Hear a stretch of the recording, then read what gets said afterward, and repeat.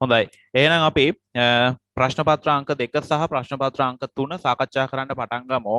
දැන් මේකේ දෙවෙනි පේපර් එකේ කොටසක් අපි මේ වෙද්දි සාකච්ඡා කරලා තියෙනවා. එතකොට අද දවසේ ඒකේ ඉතිරි කොටස සහ තුන්වෙනි පේපර් එකේ ප්‍රශ්න කිහිපයක් අපි සාකච්ඡා කරමු. හරි. අද දවසේදී මම ඔයාලට කියලා දෙන්න හිතනවා මෙන්න මේ ප්‍රශ්නය. ඒ තමයි ව්‍යුහගත ප්‍රශ්න අංක 1. දෙවෙනි පේපර් එකේ පළවෙනි ව්‍යුහගත ප්‍රශ්නය. මේක මං හිතන්නේ සමහර කට්ටිය ලියන්න නැතුව ඇති. සමහර විට ලීවද දන්නේ නැහැ පොත බලාගෙන හරි ලිව්වනම් හොඳයි. කාබන් චක්‍රය තමයි තියෙන්නේ. දැන් මේක මම සම්පූර්ණ පැහැදිලි කරලා දෙන්නම් ඔක්කොටම කලින් මේක කියලා දෙන්නම් කොහොමද මොකද්ද මේ කාබන් චක්‍රය කියන්නේ මොනවද මේකේ තියෙන දේවල් අන්න ඒ ටික කියලා දීලා ඊට පස්සේ අපි ප්‍රශ්නෙට යමු. හරිද? එතකොට දැන් ඔන්න මේකේ නෝට් එක හොඳට දාගන්න. හරිද? මේක එතකොට මම ආයේ ඉස්සරහට උගන්වන්නේ නැහැ. ඔන්න මම කලින්ම කිව්වා. දැන් මේ පේපර් කරන වැඩේ තියෙන මම කරන්න යන වැඩේ තමයි මෙන්න මේක. අවසාන පාඩම තියෙනවනේ.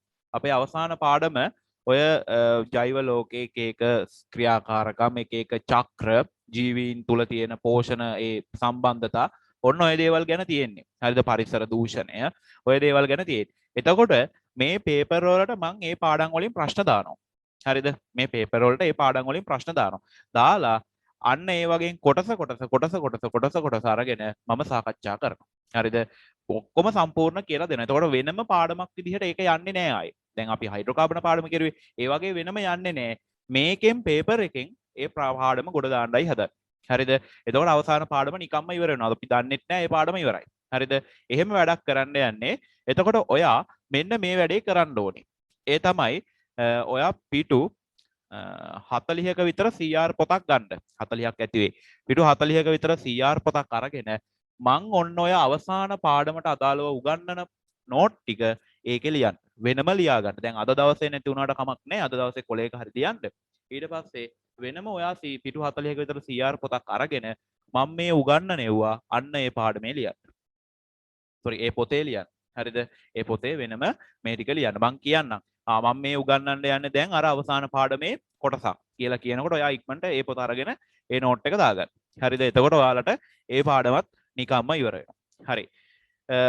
එහෙනම් මම දැන් ඔය අපේ දෙවෙනි පේපර් එකේ තියෙන්නේ කාබන් චක්‍රය. කාබන් චක්‍රය ගැන කතා කරන්න තියෙන්නේ. හොඳයි. අහගන්නකෝ. දැන් ඔයාලා පොඩි පන්ති වල ඉඳන් ඉගෙනගෙන තියෙනවනේ ජල චක්‍රය ගැන. පොඩි පන්ති වල ඉඳන්ම දන්නවනේ ජල චක්‍රය ගැන. ජල චක්‍රය කියලා කියන්නේ මොකද්ද? අපේ මේ පෘථුවිය තුල ජලය චක්‍රීකරණයකට ලක් වෙනවා. ඒ කියන්නේ වලාකුළු තියෙනවා. ඊට පස්සේ මේක වර්ෂාව විදිහට ලැබෙනවා. ඊට පස්සේ මේක සාගර වලට, මිරිදිය ජලාශ වලට, ඊට පස්සේ පොකුණු වලට ඔය වගේ ඒවට ගමන් කරනවා. ඊට පස්සේ මේක ශාක තුලට ගමන් කරනවා. ඊට පස්සේ ශාක වලින් උත්සේදන ක්‍රියාවලිය ඔස්සේ නැවත වාෂ්ප වෙලා වලාකුළු හැදෙනවා. ඔන්න ඔය විදිහට ජලය චක්‍රීය ලෙස ගමන් කරනවා. ජලය චක්‍රීය ලෙස වලාකුළු හැදෙනවා, වර්ෂාව විදිහට එනවා, ඊට පස්සේ ශාක තුලට යනවා, ඊට පස්සේ උත්සේදනය වෙලා වාෂ්ප වෙනවා, ඊට පස්සේ ආයෙ වායු වෙනවා, මේ ආයෙ වලාකුළු හැදෙනවා, ආයෙ වර්ෂාව හැදෙනවා, ආයෙ ඕක ඔය විදිහට චක්‍රීය විදිහට දිගටම යනවා. ඕකට තමයි අපි කියන්නේ ජල චක්‍රය කියලා. සරලම කතාව මං කිව්වේ. අන්න ඒ වගේ පෘථුවිය මතු පිට කාබන් කියන මූලද්‍රව්‍ය චක්‍රීකරණයට ලක් වෙන්නේ කොහොමද කියන එක තමයි අපි මේ කාබන් චක්‍රය යටතේදී කතා කරන්නේ. මේක ඔයාලට අලුත් දෙයක්. කොහොමද පෘථුවියේ කාබන් චක්‍රීකරණය වෙන්නේ? මේ ජලය පෘථුවියේ චක්‍රීකරණයට ලක් වෙනවා වගේ කාබන් කියන කෙනා කොහොමද සර්කල් එකක් විදියට චක්‍රීය විදිහට පෘථුවිය තුල පවතින්නේ කියන එක තමයි අපි මෙතනදී කතා කරන්නේ. හරිද? පැහැදිලිද කියපු එක? හරි. අන්න ඒකට තමයි අපි කියන්නේ කාබන් චක්‍රය කියලා. හොඳයි. අපි බලමු කොයි විදිහටද මේ පෘථුවිය තුල කාබන් චක්‍රීකරණයට ලක් වෙන්නේ කියලා. හරි. මේකේ තියෙනවා පොඩි සටහනක් අපිට ඇඳගන්න. පොඩි සටහනක් අපිට දාගන්න තියෙනවා. ඒ කියන්නේ මේ චක්‍රය හදාගන්න තියෙනවා. මෙතනදී කාබන් ඩයොක්සයිඩ් වායුව විදිහට වායුගෝලයේ අන්තර්ගත වෙනවා. හරිද? වායුගෝලය තුල වායුගෝලයේ කාබන් ඩයොක්සයිඩ් තියෙනවා. අපි ඒක දන්නවා. වායුගෝලයේ කාබන් ඩයොක්සයිඩ් තියෙනවා. මේ වෙනකොට ශීඝ්‍ර ලෙස වායුගෝලයේ කාබන් ඩයොක්සයිඩ් ප්‍රතිශතය වැඩි වෙමින් තියෙනවා. ඒකට හේතු මොනවද? මානව ක්‍රියාකාරකම්. එතකොට සාමාන්‍ය වායුගෝලයේ සංයුතිය අනුව 0.03ක් 0.04ක් වගේ ප්‍රතිශතයක් තියෙනවා කාබන් ඩයොක්සයිඩ් වායුව. හැබැයි වර්තමානයේ වෙන විට මේ ප්‍රතිශතයන් ශීඝ්‍රයෙන් වැඩි වෙමින් තියෙනවා. මේ ප්‍රතිශතයන් ශීඝ්‍රයෙන් වැඩි වෙමින් තියෙනවා. මොකක්ද ඒකේ තියෙන අවාසිය? වායුගෝලය තුල කාබන් ඩයොක්සයිඩ් වැඩිවීමේ තියෙන අවාසි මොනවද? අවාසි ගොඩක් තියෙනවා. එකක් තමයි මේ කාබන් ඩයොක්සයිඩ් කියන වායුව මගින් තමයි පෘථුවියේ උෂ්ණත්වය નિયમિત පරාසයක පවත්වාගෙන තියෙන්නේ. හරිද? මේ පෘථුවිය තුල උෂ්ණත්වය ජීවීන්ට හිතකර වෙන විදිහට උෂ්ණත්වය පවත්වා ගැනීම සඳහා මෙන්න මෙයා වැදගත් වෙනවා. Carbon dioxide. එතකොට කාබන් ඩයොක්සයිඩ් ප්‍රමාණය ශීඝ්‍ර විදිහට වැඩි වෙනවා කියලා කියන්නේ පෘථුවියේ උෂ්ණත්වයත් ශීඝ්‍ර විදිහට වැඩි වෙන්න පටන් ගන්නවා. හරිද? අපි ඕකට කියනවා හරිතාගාර ආචරණය කියලා. වෙනම මේ පාඩමේ කොටසක් මේ කියන්නේ මේ අවසාන පාඩමේ වෙනම කොටසක් තියෙනවා මේ ගැන. ඒක මම ඔය විදිහටම ප්‍රශ්න වලින් පැහැදිලි කරලා දෙන්න. හරිතාගාර ආචරණය කියන්නේ මොකක්ද? ඕසෝන් හායනය කියන්නේ මොකක්ද? ඊට පස්සේ අම්ල වැසි කියන්නේ මොනවද? ඒවා ඔක්කොම ඉස්සරහට මේ විදිහටම කියලා දෙනවා. හරි. දැන් එතකොට මෙන්න මේ වායුගෝලය තුල කාබන් ඩයොක්සයිඩ් ප්‍රතිශතය ශීඝ්‍ර විදිහට වැඩි වෙන නිසා ශීඝ්‍ර ලෙස වැඩිවීම ජීවීන්ට අතිශය හානිකර වෙනවා. ඒකට හේතුව තමයි පෘථුවියේ උෂ්ණත්වය එන්න මේ කාබන් ඩයොක්සයිඩ් වැඩි වෙන්න වැඩි වෙන්න. හරිද? එතකොට පෘථුවි වාසී ජීවීන්ට ඒ උෂ්ණත්වය වැඩිවීම හිතකර වෙන්නේ නැහැ. ඒ කියන්නේ දැන් අපි දන්නවා අපිට රස්නේ දවසක ඉන්න අමාරුයි. රස්නේ දවසක දැන් පහුගිය දවස්වල ගොඩක් රස්නේ තිබ්බා. එතකොට අපිට ඒක අපහසුතාවය දැනෙනවා. එතකොට ඕක තවත් එන්න වැඩි වෙනවා කියලා කියන්නේ ජීවීන්ගේ පැවැත්ම සඳහා මේක අතිශය හානිදායක වෙනවා. එතකොට මේ කාබන් ඩයොක්සයිඩ් කොහොමද පරිසරයට එකතු වෙන්නේ? කාබන් ඩයොක්සයිඩ් කොහොමද වායුගෝලයට එකතු වෙන්නේ? එතකොට මොනවද මේ මිනිසුන්ගේ ක්‍රියාකාරකම්? ඇයි මේ කාබන් ඩයොක්සයිඩ් බහුලව වර්තමානයේ වෙනකොට පරිසරයට එකතු වෙන්නේ? මොනවද ඒකට හේතු? හේතු එකක් කියන්න පුළුවන්. හැම ජීවියෙක්ම ශ්වසනය කරනකොට කාබන් ඩයොක්සයිඩ් වායුව පරිසරයට මුදා හැරෙනවා. ඒක එකක්. හරිද? ඒ කියන්නේ දැන් අපි ප්‍රාශ්වාසය කරනකොට කාබන් ඩයොක්සයිඩ් අන්න පරිසරයට නිදහස් වෙනවා. එතකොට හැම ජීවියෙකුගේම ශ්වසනයේදී කාබන් ඩයොක්සයිඩ් පරිසරයට නිදහස් වෙනවා. ඔන්න ඒක එකක්. හරිද? චුට්ටක් ඉන්න. එතකොට අන්න ඒ විදිහට සෑම ජීවියෙකුගේම ශ්වසනය මගින් මේ වායුගෝලයට කාබන් ඩයොක්සයිඩ් වායුව මුදා හැරෙනවා. ඊළඟට තව මොනවද වායුගෝලයට කාබන් ඩයොක්සයිඩ් මුදා හැරෙන ක්‍රියාකාරකම්? අය ක්‍රියාකාරකම් විදිහට අපිට ගන්න පුළුවන් දහන ක්‍රියාවලිය. ඒ කියන්නේ දැන් අපි මොනවා හරි දහනය කරනකොට අන්න එතනදී කාබන් ඩයොක්සයිඩ් වායුව පරිසරයට මුදා හැරෙනවා. හරිද? අපි මොනවා හරි පුච්චනකොට දහනය කරනකොට එතනදී කාබන් ඩයොක්සයිඩ් වායුව මුදා හැරෙනවා. එහෙනම් අන්න තවත් කාබන් ඩයොක්සයිඩ් වායුගෝලයට මුදා හැරෙන ක්‍රමවේදයක්. දහනය මගින්. ඊට පස්සේ එකක් කියව දැන් ඔන්න අපි ශ්වසනය මගින් ජීවීන්ගේ ශ්වසනය මගින් කාබන් ඩයොක්සයිඩ් පිට වෙනවා. ඊට පස්සේ දහන ක්‍රියාවලිය මගින් කාබන් ඩයොක්සයිඩ් පිට වෙනවා. ඊට අමතරව පොසිල ඉන්ධන දහනය. මොනවද ළමයි පොසිල ඉන්ධන කියලා කියන්නේ? පොසිල ඉන්ධන කියලා කියන්නේ පෙට්‍රල්, ඩීසල්, LP වායු. අන්න ඒ වගේ අපි අර බල ශක්ති ප්‍රභේද විදියට පාවිච්චි කරන්නේ. අන්න ඒ පොසිල ඉන්ධන දහනයේදී කාබන් ඩයොක්සයිඩ් අධික විදිහට පරිසරයට මුදා හැරෙනවා. දැන් ඔයාලා දන්නවා ඔයාලගේ ඔය ගෙවල් වල තියෙන රථ වාහන අවුරුද්දෙන් අවුරුද්දට ඕකේ ආදායම් බලපත්‍රය කියලා එකක් ගන්නවා. එතනදී දුම් සහතිකය කියලා එකක් අනිවාර්යෙන් තියෙන්න ඕනේ. දුම් වාර්තාව කියලා එකක් ගන්නවා. එතකොට ඔයාලා මේක දන්නවා. හරිද? ඔයාලා ගෙවල් වල ඔය බයික් වල හරි වීල් වල හරි නැත්නම් වෙනත් මොකක් හරි වාහනයක හරි ඒ තියෙන දුම් සහතිකය අරන් බලන්න ඒකේ එක තැනක ගහලා තියෙනවා කාබන් ඩයොක්සයිඩ් ප්‍රතිශතය. ඒකේ එක තැනක ගහලා තියෙනවා කාබන් ඩයොක්සයිඩ් ප්‍රතිශතය. ගෙදර ඔය තාත්තගෙන් ඊළඟට බලන්නකො දුම් සහතිකේ. එතකොට ඒකේ තියෙනවා කාබන් ඩයොක්සයිඩ් ප්‍රතිශතය. ඒ කියන්නේ ඔය එන්ජින් එකේ ක්‍රියාවලිය තුලින් කාබන් ඩයොක්සයිඩ් කොච්චරක් පරිසරයට මුදා හැරෙනවද කියන එක ප්‍රතිශතයක් විදිහට දීලා තියෙනවා. එතකොට අන්න ඒ විදිහට රථ වාහන තුල පොසිල ඉන්ධන දහනය මගින් මෙන්න මේ කාබන් ඩයොක්සයිඩ් පරිසරයට මුදා හැරෙනවා. ඔන්න තවත් ක්‍රමයක්. ඊට අමතරව තව මොනවද මේ පරිසරයට කාබන් ඩයොක්සයිඩ් මුදා හැරෙන ක්‍රම? තව අපිට ගන්න පුළුවන් න්‍යෂ්ටික ක්‍රියාවලිය. ඒ කියන්නේ දැන් ලෝකේ විවිධ න්‍යෂ්ටික අත්දැක බැලීම් සිද්ධ කරනවානේ විශේෂයෙන් රුසියාව, ඇමරිකාව, චීනය, ඊට පස්සේ ඝර්ම කලාපීය රටවල් ගන්න පුළුවන් ඔය ඉරානය, ඉරාකය, හරිද? ඊට පස්සේ යුක්‍රේනය, ඔන්න ඔය වගේ රටවල් බහුල වශයෙන් මේ න්‍යෂ්ටික ක්‍රියාවලිය සිද්ධ කරන රටවල්. ඊට අමතරව උතුරු ඇමරිකාව, උතුරු කොරියාව, ඔන්න ඔය වගේ රටවල් වල බහුල වශයෙන් මේ න්‍යෂ්ටික අත්දැක බැලීම් සිද්ධ වෙනවා. එතකොට අන්නේ න්‍යෂ්ටික අත්හදා බැලීම් වලදී කාබන් ඩයොක්සයිඩ් සහ තවත් වායු පිට වෙනවා. කාබන් ඩයොක්සයිඩ් විතරක් නෙමෙයි. එතකොට අන්නේ වගේ කාබන් ඩයොක්සයිඩ් අධික ප්‍රමාණයකින් වායු ගෝලයට මුදා හැරෙනවා. එහෙනම් න්‍යෂ්ටික ක්‍රියාවලීන් මගිනුත් මුදා හැරෙන්න පුළුවන්. ඊට අමතරව තව අපිට ගන්න පුළුවන්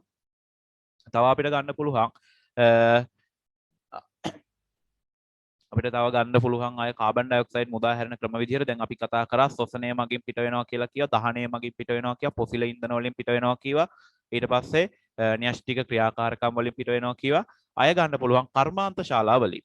කර්මාන්ත ශාලාවලිනොත් කාබන් ඩයොක්සයිඩ් අධික විදිහට මේ පරිසරයට මුදා හැරෙනවා. එතකොට ඔන්න ඔය කියන ක්‍රියාකාරකම් වර්තමානයේ වෙනකොට වැඩි වෙලා තියෙනවා. දහන ක්‍රියාවලි වැඩි වෙලා තියෙනවා.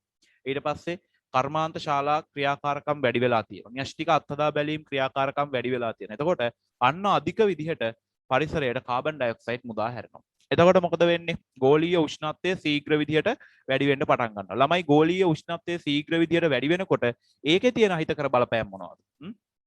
එකක් තමයි ජීවීන්ට ඒක හානිදායකයි. ජීවීන්ට ඒ උෂ්ණත්වය තත්ත්වයට තේ ඉන්න බෑ. එකක්. ඊළඟට අය ගන්න පුළුවන් ප්‍රධාන අවාසියක් ග්ලැසියර් දිය වෙනවා. ග්ලැසියර් දිය වෙනවා. ඒ කියන්නේ ද්‍රවාසන්න ප්‍රදේශවල තියෙන හිම තට්ටු, අයිස් තට්ටු දිය වෙනවා. මොකක්ද ඒකෙන් වෙන්නේ? අයිස් තට්ටු දිය වෙනකොට සාගර ජල මට්ටම එන්න වැඩි වෙනවා. සාගර ජල මට්ටම වැඩි වෙනකොට මොකද වෙන්නේ? දූපත් රාජ්‍යයන් සාගරයට යට වෙනවා. දැන් මාලදිවයින කියලා කියන්නේ අන්න ඒ වගේ යට වෙමින් පවතින රාජ්‍යයක්. ඒ කියන්නේ එයාලගේ තියෙන දූපත් සමූහය ටික ටික යට වෙමින් තියෙන්නේ. එතකොට නුදුරු අනාගතයේ දවසක මාලදිවයින කියලා රටක් නැති වෙනවා. ඇයි? එයාලගේ දූපත් කෙමෙන් මේ ග්ලැසියර් දියවීමත් සමග සාගර ජල මට්ටම වැඩි වීමත් සමග ටික ටික දිය වෙමින් මේ යට වෙමින් තියෙන්නේ.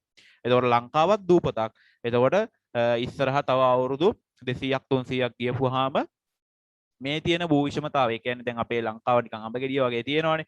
සමහරලාට ඕකේ කෑලි බෑලි නැති වෙන්න පුළුවන්. ඇයි සාගරයට යට වෙලා. හරිද? අන්න ඒ වගේ දූපත් රාජ්‍යයන් යට වෙනවා. ජලයට සාගරයට යට වෙනවා. ඊට පස්සේ තව මොනවද ගන්න පුළුවන්? අය ගන්න පුළුවන් ජීවීන්ට විවිධ සමාශ්‍රිත ලෙඩ රෝග ඇති වෙන්න පුළුවන්.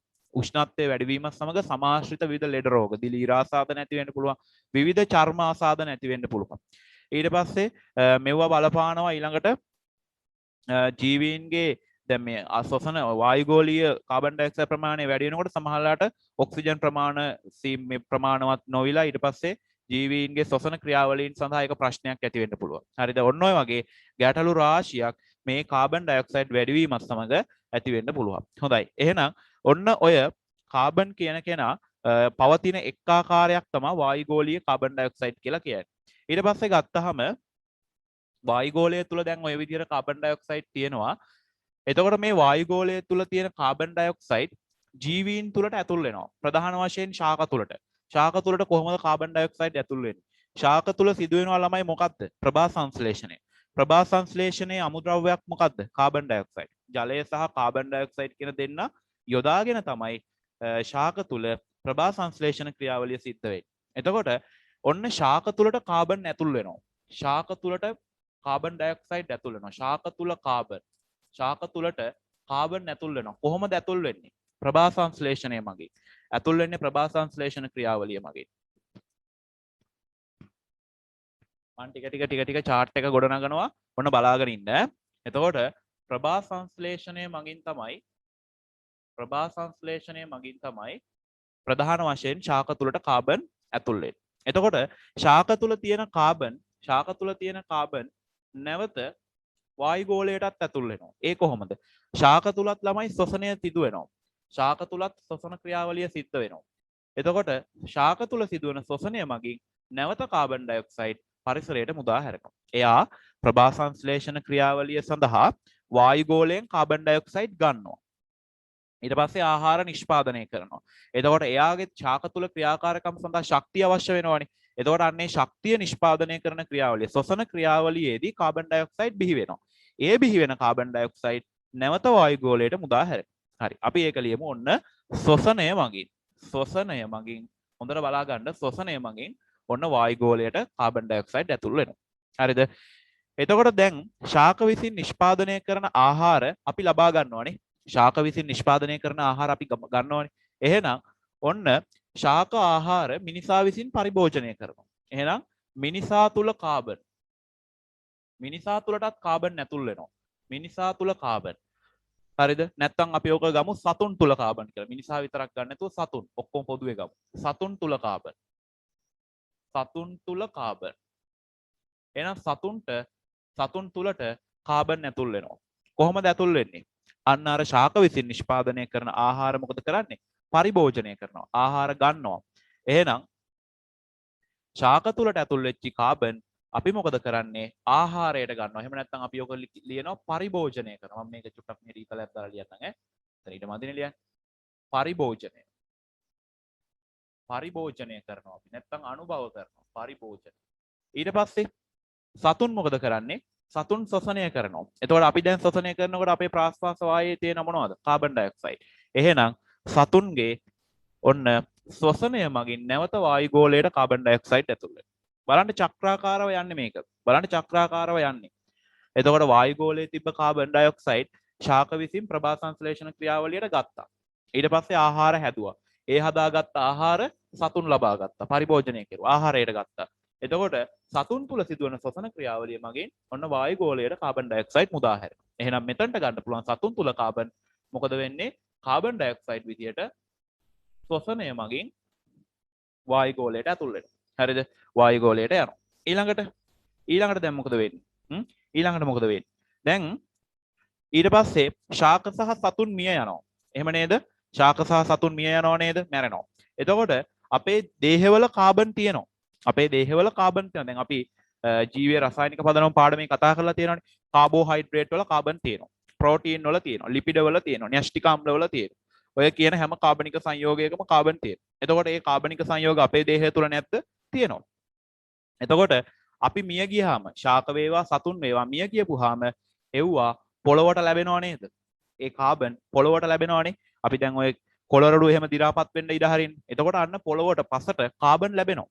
කාබන් ලැබෙනවා. එහෙනම් ජීවීන් මිය යාම තුලින් ඔන්න පසට කාබනික මේ කාබන් සංයෝගයක් විදිහට ලැබෙන්න පුළුවන්. එහෙනම් ඔන්න මම ලියනවා මල කාබනික ද්‍රව්‍යවල කාබන්. මල කාබනික ද්‍රව්‍ය වල කාබන් පසට එකතු වෙනවා. මල කාබනික ද්‍රව්‍ය වල කාබන්. එතකොට කොහොමද එකතු වෙන්නේ? සතුන් මිය යාම. ඊට අමතරව ළමයි මේක වෙන්න පුළුවන් බහිශ්‍රාවය මගින්. දැන් අපි බහිශ්‍රාවය මගින් අපේ බහිශ්‍රාවය මගින් පරිසරයට එහෙම නැත්නම් පසට කාබන් එකතු වෙනවා. දැන් අපේ බහිශ්‍රාවී පළ විදිහට යූරියා හැම තියෙනවනේ. එතකොට යූරියා වල එහෙම කාබන් තියෙනවා. එහෙනම් අන්න බහිශ්‍රාවය මගිනුත් මේක වෙන්න පුළුවන්. හරිද?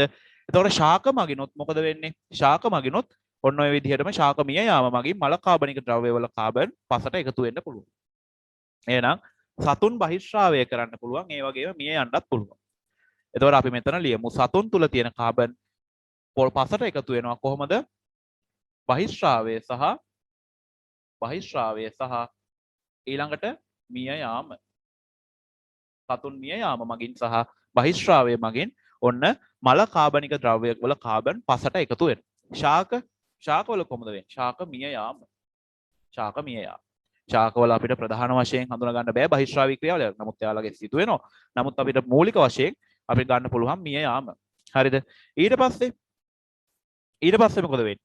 දැන් මෙන්න මේ මල කාබනික ද්‍රව්‍ය වල තියෙන කාබන් දිගු කාලයක් තුල පසේ රැඳිලා මෙව්වා විවිධ ද්‍රව්‍ය බවට පත් වෙනවා.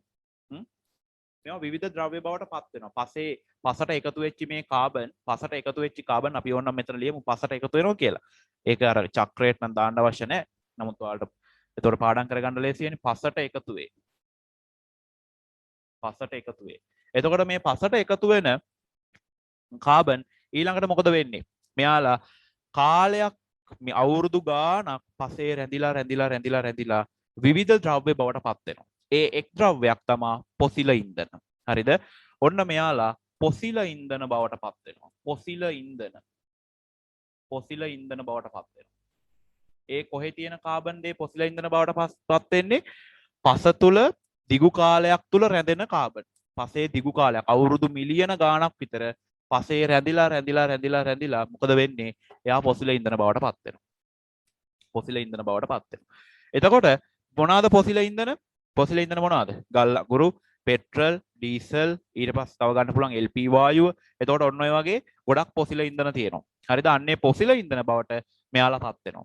එතකොට දැන් වර්තමානයේ වෙනකොට ලෝකයේ තියෙන පොසිල ඉන්ධන ශීඝ්‍ර ලෙස අඩු වෙමින් තියෙන්නේ. එතකොට තව අවුරුදු කිහිපයක් තුල අපිට පෙට්‍රල් ඩීසල් ඊට පස්සේ දැවි තෙල් ඊළඟට ගත්තහම LP ගෑස් ඕවා නැති වෙනවා. හරිද? සමහරට ඒක අපිට මේ අපේ ජීවිත කාලය තුලම අත්විඳින්න පුළුවන් වෙයි. මොකද මේ වෙනකොට ශීඝ්‍ර ලෙස පොසිල ඉන්ධන ලෝකයේ අඩු වෙමින් තියෙන්නේ. හරිද? මොකද දැන් බහුලව භාවිතා වෙනවනේ. භාවිතය වැඩි, පරිභෝජනය වැඩි. එතකොට මෙවුවා නිර්මාණය වෙන්න අවුරුදු මිලියන ගාණක් විතර යනවා. අවුරුදු මිලියන ගාණක් විතර යනවා. එතකොට මීට අවුරුදු මිලියන ගාණකට කලින් හැදිච්ච පොසිල ඉන්ධන තමයි වර්තමානයේ අපි අද පාවිච්චි කරන්නේ. හරිද? එතකොට දැන් සතුන් මිය ගිහිල්ලා ශාක මිය ගිහිල්ලා පසට එකතු වෙන කාබන් තවත් අවුරුදු මිලියන ගාණක් යනවා පොසිල ඉන්ධන බවට පත් වෙන්න. එතකොට මේ වර්තමානයේ වන විට ශීඝ්‍ර ලෙස පොසිල ඉන්ධන අඩු වෙමින් තියෙනවා. හරිද? එතකොට ශීඝ්‍ර විදියට අඩු වෙන එක සමහරලාට අපේ ජීවිත කාලය තුලදීම අපිට ඒකට අත්දැකීම ලබා ගන්න පුළුවන් වෙයි. එතකොට අපිට දැන් අර වාහන වලට ගිහිල්ලා අපි පෙට්‍රල් ගහනවා, ඩීසල් ගහනවා, ඊට පස්සේ භූමි තෙල් ගන්නවා, ඊට පස්සේ ගෑස් සිලින්ඩර් ගෙදරට ගේනවා. අපිට ඒව සමහරට අපේ ජීවිත කාලය තුලදීම අත්විඳින්න බැරි වෙන්නත් පුළුවන්. ඒ තරම් ශීඝ්‍ර විදියට පොසිල ඉන්ධන අඩු වෙමින් තියෙනවා. හරිද?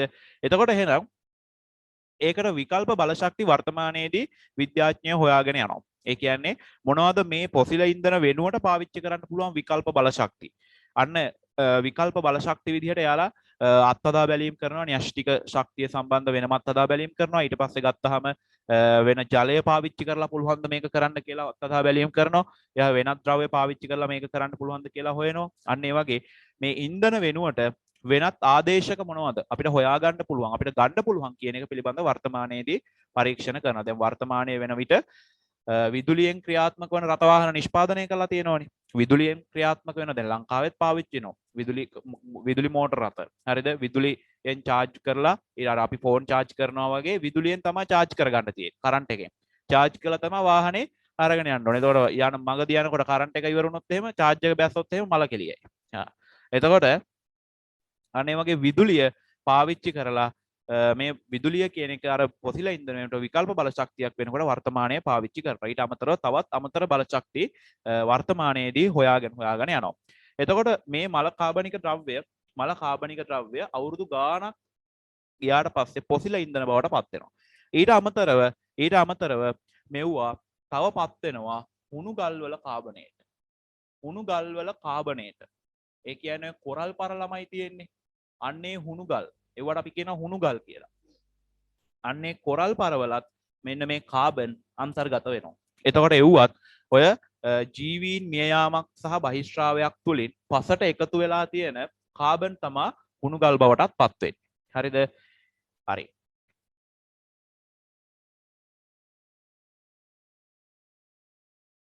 දැන් එතකොට මෙන්න මේ මල කාබනික ද්‍රව්‍යවල තියෙන කාබන් එහෙම නැත්නම් පසේ තියෙන කාබන් පොසිල ඉන්ධන බවට පත් වෙනවා අවුරුදු ගාණක් ගියාට පස්සේ. ඒ වගේම තමයි පසේ තියෙන මේ කාබන් අවුරුදු ගාණක් ගියාට පස්සේ හුණු ගල් වල කාබනේට් බවට පත් වෙනවා. හුණු ගල් වල කාබනේට් බවට පත් වෙනවා. අපි ඕකට ළමයි කියනවා නමක්. අපි ඕකට කියනවා අවසාදනය කියලා. හරිද?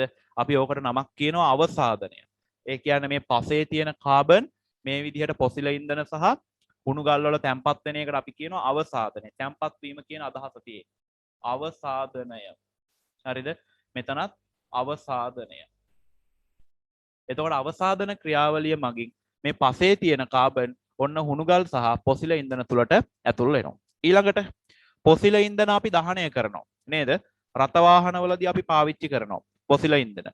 ළමයි පොසිල ඉන්ධන දහනය කරනකොට මොකද වෙන්නේ? මං ඉස්සලත් කිව්වා රථ වාහන වලින් කාබන් ඩයොක්සයිඩ් මොකද වෙන්නේ? පිට වෙනවා. එහෙනම් පොසිල ඉන්ධන දහනය කරද්දී මොකද වෙන්නේ? වායු ගෝලයට නැවත කාබන් ඩයොක්සයිඩ් මුදා හැරෙනවා.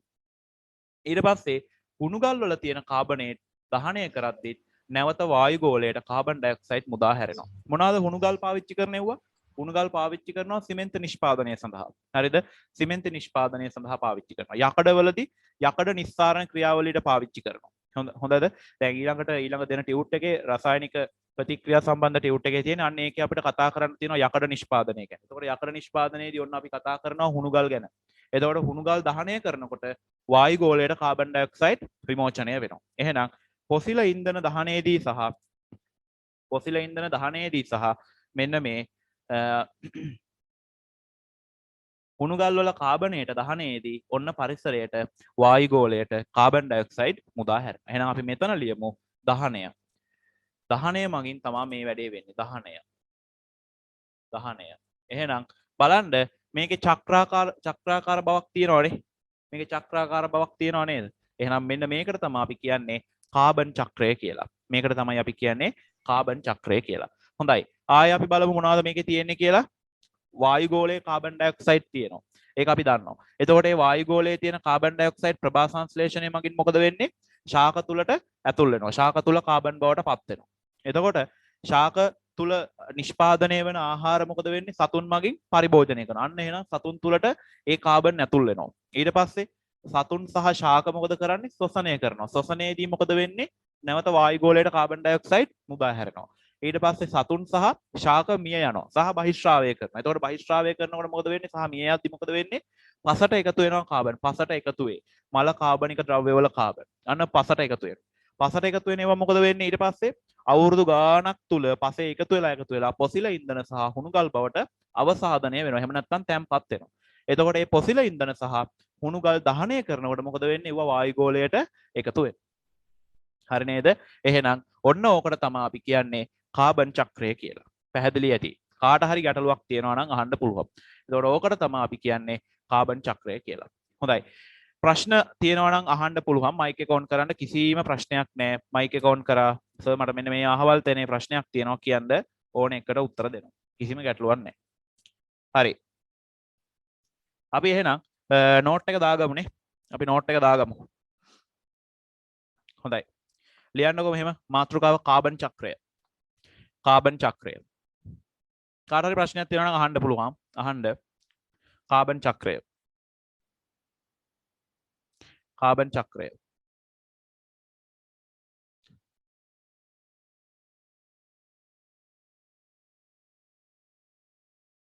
කාබන් චක්‍රය. හරි. ලියන්න මෙහෙම පළවෙනි පොයින්ට් එක. පෘථුවිය මත ඇති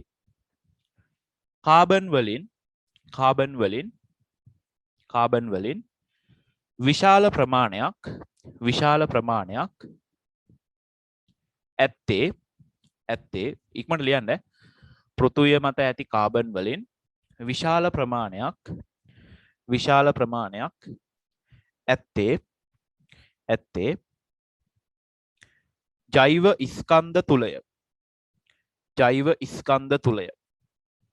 ජෛව ස්කන්ධ තුලය. මොකක්ද ළමයි මේ ජෛව ස්කන්ධ කියලා කියන්නේ?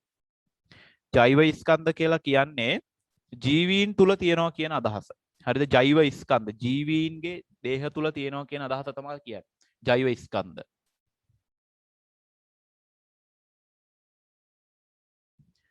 ජෛව ස්කන්ධ තුලය. දිගටම ලියන්න. පෘථුවියේ ඇති ජෛව ස්කන්ධයන්ගෙන් පෘථුවියේ ඇති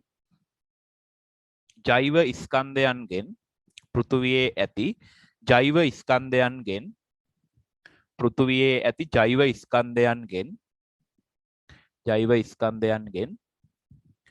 වැඩි ප්‍රමාණයක් ඇත්තේ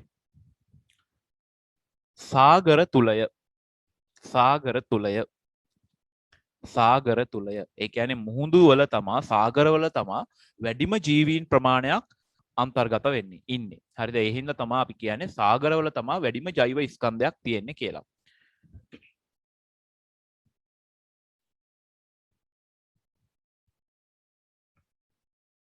සාගර තුලය. ඊළඟ වෙනම පොයින්ට් එකක් ලියන්න. ප්‍රතිශතයක්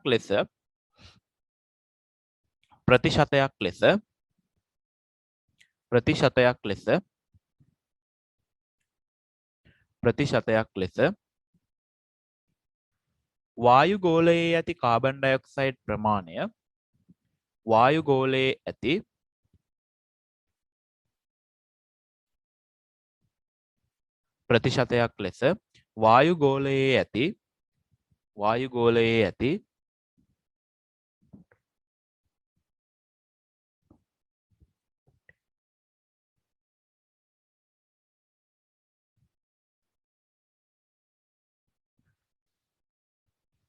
ප්‍රතිශතයක් ලෙස වායු ගෝලයේ ඇති කාබන් ඩයොක්සයිඩ් ප්‍රමාණය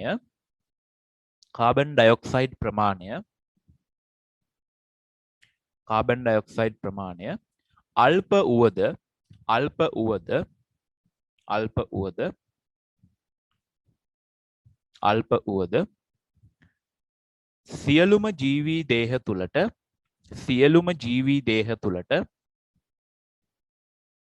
සියලුම ජීවී දේහ තුළට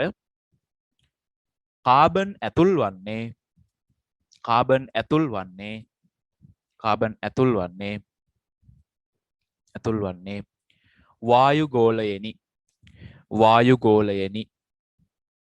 වායු ගෝලයෙනි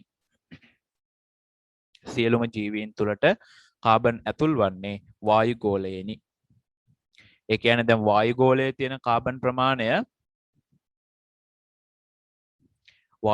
තියෙන කාබන් ප්‍රමාණය ඉතාමත් අඩුයි. අපි අර කී 0.04ක් වගේ ප්‍රතිශතයක් තියෙන. එතකොට ඒ තියෙන කාබන් ඩයොක්සයිඩ් තමයි ඊට පස්සේ ශාක තුළට ඇතුල් වෙලා ඒ ශාක වලින් නිර්මාණය කරන ආහාර අපි පරිභෝජනය කරනවා. එතකොට සෑම ජීවියෙක්ටම කාබන් ඇතුල් වෙන්නේ මේ පරිසරයේ තියෙන කාබන් ඩයොක්සයිඩ් ඇසුරෙන්. ඒකයි ඔය කිව්වේ. ඊළඟ පොයින්ට් එක වායු ගෝලය තුල මේ පොතේද ලියන්නේ කියලා නම් මම කීවේ ඔයා දැනට කොලයක හරි ලියා ගන්න. පස්සේ මේ වෙනම පිටු 40ක විතර CR පොතක් තියාගෙන ඒකේ මේ මොනවාද ජෛව ලෝකය කියන්නේ මේ අවසාන පාඩමට අදාළ නෝට් ඒකේ ලියා ගන්න. මම ඉස්සරහට දිගටම මේ අවසාන පාඩමට අදාළ ප්‍රශ්න පේපර්ස් වලට දානවා. එතකොට ඒ ප්‍රශ්න සාකච්ඡා කරද්දී ඒ කොටස් වලට අදාළ සේරම තියරි කොටස කියලා දෙනවා. දැන් මේ කාබන් චක්‍රය සම්පූර්ණයෙන් කියලා දුන්නා. එතකොට අන්න ඒ වගේ ඊළඟට නයිට්‍රජන් චක්‍රය ඊට පස්සේ ගත්තාම ඔය සතුන් තුල පෝෂණ මේ දාම ගලාගෙන යන විදිහ අන්න ඒ දේවල් ඒ ප්‍රශ්න වලින් කියලා දෙනවා. එතකොට ඔයාලා කරන්න ඕනේ ඒ වෙනම CR පොතක් තියාගෙන ඒකේ මේ පාඩමට අදාළව දෙන නෝට් ටික වෙනම ලියා ගන්න. දැන් පොත මම කලින් කිව්වේ නෑනේ මේක. ඒ නිසා දැනට කොලයක ලියා ගන්න. කොලයක හරි නැත්නම් ඔය පේපර් සාකච්ඡාවට ගන්න ඒ ඔයාලා ලියාගත්ත පොතේ හරි මොකේ හරි ලියා ගන්න. පස්සේ වෙනමම මේක නෝට් එක ගන්න. හරි. ලියන්න. වායු ගෝලයේ කාබන් ඩයොක්සයිඩ් ලෙස ඇත.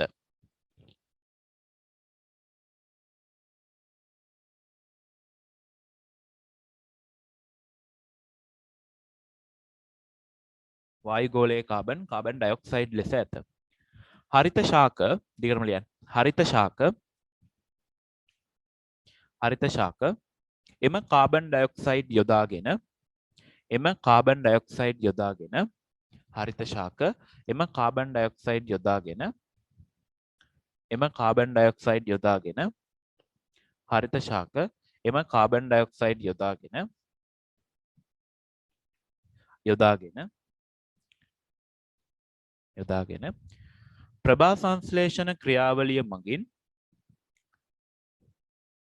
ප්‍රභා සංශ්ලේෂණ ක්‍රියාවලිය මගින් එම කාබන් ඩයොක්සයිඩ් යොදාගෙන ප්‍රභා සංශ්ලේෂණ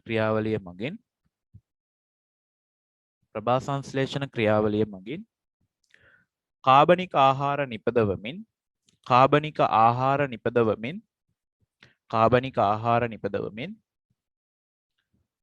ආහාර නිපදවමින් කාබන් ඩයොක්සයිඩ් සංකේතවලින් ලියන්න CO2 කාබන් ඩයොක්සයිඩ්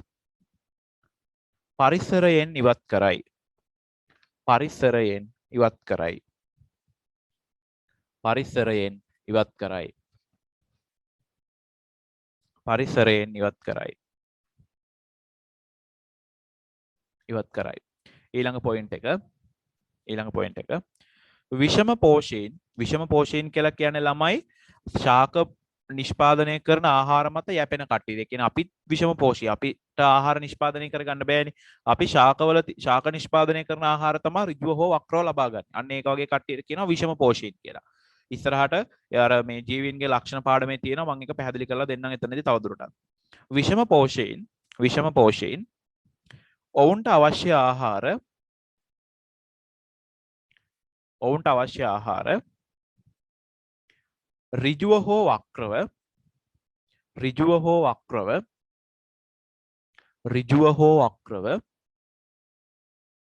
ඍජුව හෝ වක්‍රව ශාක වලින් ලබා ගනී. ශාක වලින් ලබා ගනී. ශාක වලින් ලබා ගනී. ඍජුව හෝ වක්‍රව ශාක වලින් ලබා ගනී. ශාක වලින් ලබා ගනී.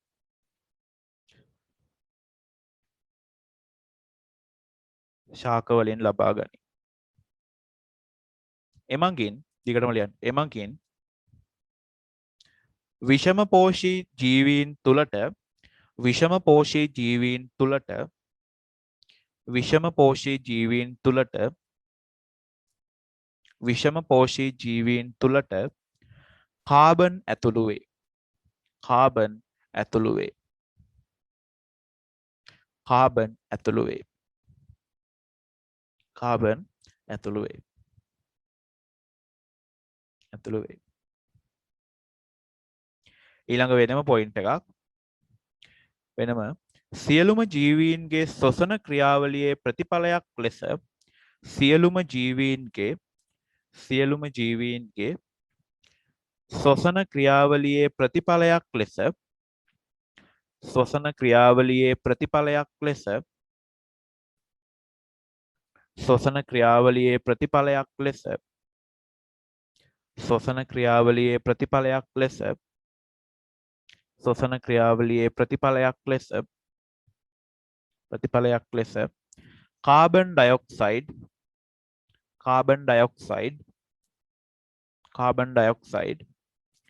නැවත වායුගෝලයට එකතු වේ. නැවත වායුගෝලයට එකතු වේ. නැවත වායුගෝලයට එකතු වේ. නැවත වායුගෝලයට එකතු වේ. නැවත වායුගෝලයට එකතු වේ. නැවත වායුගෝලයට එකතු වේ. ඊළඟ පොයින්ට් එක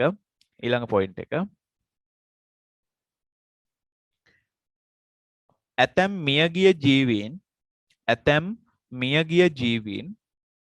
මියගිය ජීවීන් ජලජ පරිසරවල අවසාදනය වී ජලජ පරිසරවල අවසාදනය වී වරහන් ඇතුළේ ලියා ගන්න අවසාදනය කියලා කියන්නේ තැම්පත් වෙනවා කියන එක. තැම්පත් වේ කියලා ලියා ගන්නකො වරහන් ඇතුළේ. තැම්පත් වේ. ජලජ පරිසරවල අවසාදනය වී වරහන් ඇතුළේ තැම්පත් වේ. අවසාදනය වී හුණුගල්වල කාබනේට් ඇති වේ. හුණුගල්වල කාබනේට ඇති වේ. හුණුගල්වල කාබනේට ඇති වේ.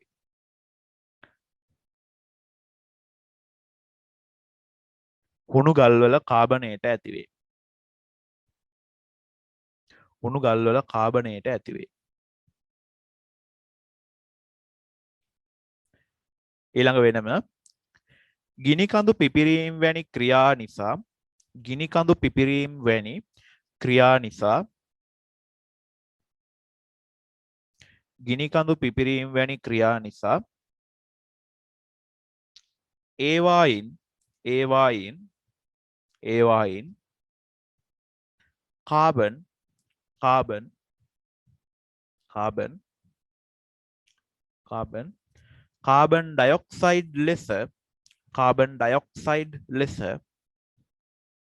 කාබන් ඩයොක්සයිඩ් ලෙස වායුගෝලයට ලැබේ. කාබන් ඩයොක්සයිඩ් ලෙස වායුගෝලයට ලැබේ. ඒ කියන්නේ දැන් ඔය මුහුදු පත්ලේ විශාල ගිනිකඳු ප්‍රමාණයක් පිහිටලා තියෙනවා. එතකොට මේ මුහුදු පතුලේ සිදුවන ගිනිකඳු පිපිරීම මගින් උණුගල් වල තියෙන කාබන් ඩයොක්සයිඩ් විදියට වායුගෝලයට මුදා හැරෙනවා. ඔය සාගර පතුලේ හිතා ගන්න බැරි තරම් ගිනිකඳු ප්‍රමාණයක් අන්තර්ගත වෙනවා. ඒ ගොඩාක් ගිනිකඳු තියෙනවා. එතකොට මේ ගිනිකඳු වල සිදුවන පිපිරීම නිසා ඒ වගේ තැම්පත් වෙලා තියෙන අර හුණුගල් වල කාබන් ඩයොක්සයිඩ් විදියට පරිසරයට මුදා හැරෙනවා. හරි. ඒකයි ඔය කීවේ. ඊළඟ පොයින්ට් එක ලියන්න. ඇතැම් මියගිය ජීවීන් ඇතැම් මියගිය ජීවීන් නිර්වායු තත්ත්ව යටතේ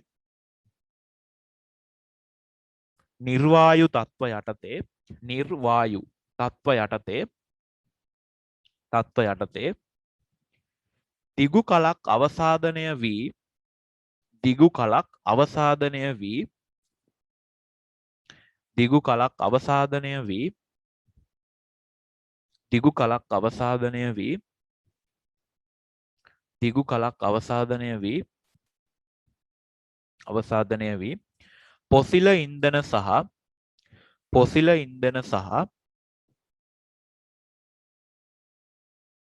පොසිල ඉන්ධන සහ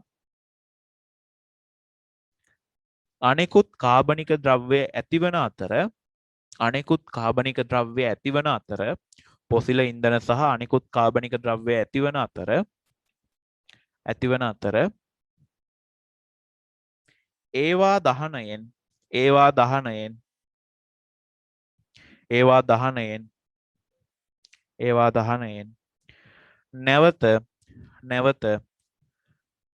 නැවත වායු ගෝලයට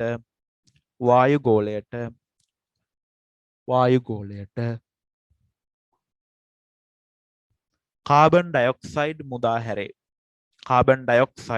මුදා හැරේ.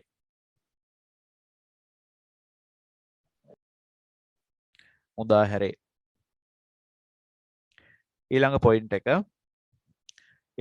එක නිර්වායු තත්ත්ව යටතේ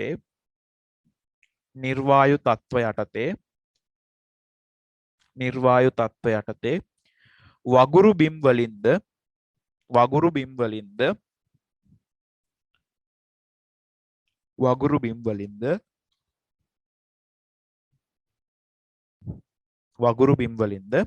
සත්ව මල ද්‍රව්‍ය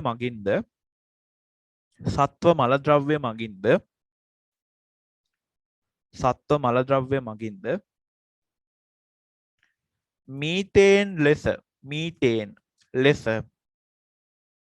මීතේන් ලෙස කාබන්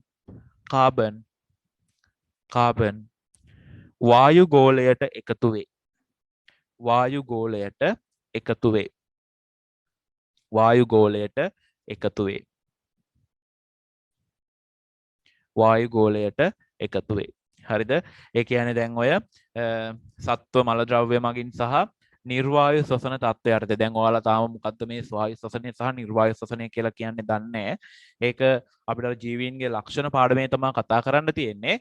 මම එතනදී ඒක කියලා දෙන්නම්. දැනට කීවට ඒක තේරුම් ගන්න බැරි වෙයි. නිර්වායු ශ්වසනය සහ ස්වායු ශ්වසනය. ඒක මම එතනදී කියලා දෙන්නම්. දැනට නිකන් අපි වචනේ විතරක් අරගෙන යමු. හරි.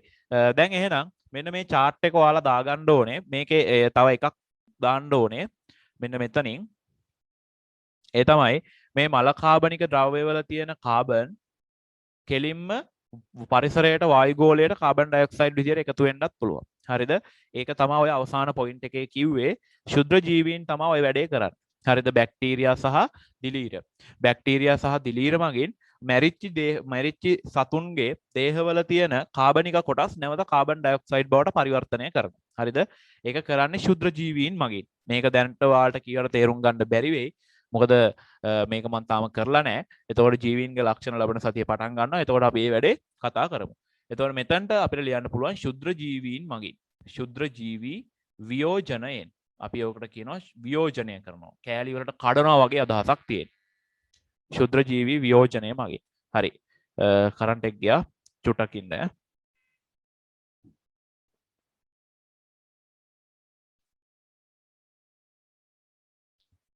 ඕකේ. දැන් කරන්ට් එක ගියපු නිසා දැන් සමහර තැන් පේන්නේ නැහැ. හොයන්න බෑ. පේන කොටස් ටික කොහොම දාගන්නකෝ. පේන කොටස් ටික. හරි ළමයි. දාගමුද අපි ඉක්මනට මේක. දාගන්නකෝ ඉක්මනට. මැද්දේ තියෙනවා වායු ගෝලයේ කාබන් ඩයොක්සයිඩ්. හරිද? ඊට පස්සේ මේ පැත්තේ තියෙනවා මෙතන තියෙනවා හුණු ගල් වල කාබනේට. පොසිල ඉන්ධන, ශාක තුල කාබන්, සතුන් තුල කාබන්, මල කාබනික ද්‍රව්‍ය වල කාබන්. ඊය පල්ලෙහා තියෙනවා පසට එකතු වේ. හරිනේ. හරි දාගන්නකෝ. ඔයාලා ඔය ටික දාගන්නකෝ. මම ඊට පස්සේ මේ නැවත කියාගෙන යන්න. එතකොට අඩුපාඩු තිබ්බොත් අපි ඒ ටික හදාගමු. හොඳයි. ඉක්මනට දාගන්නකෝ.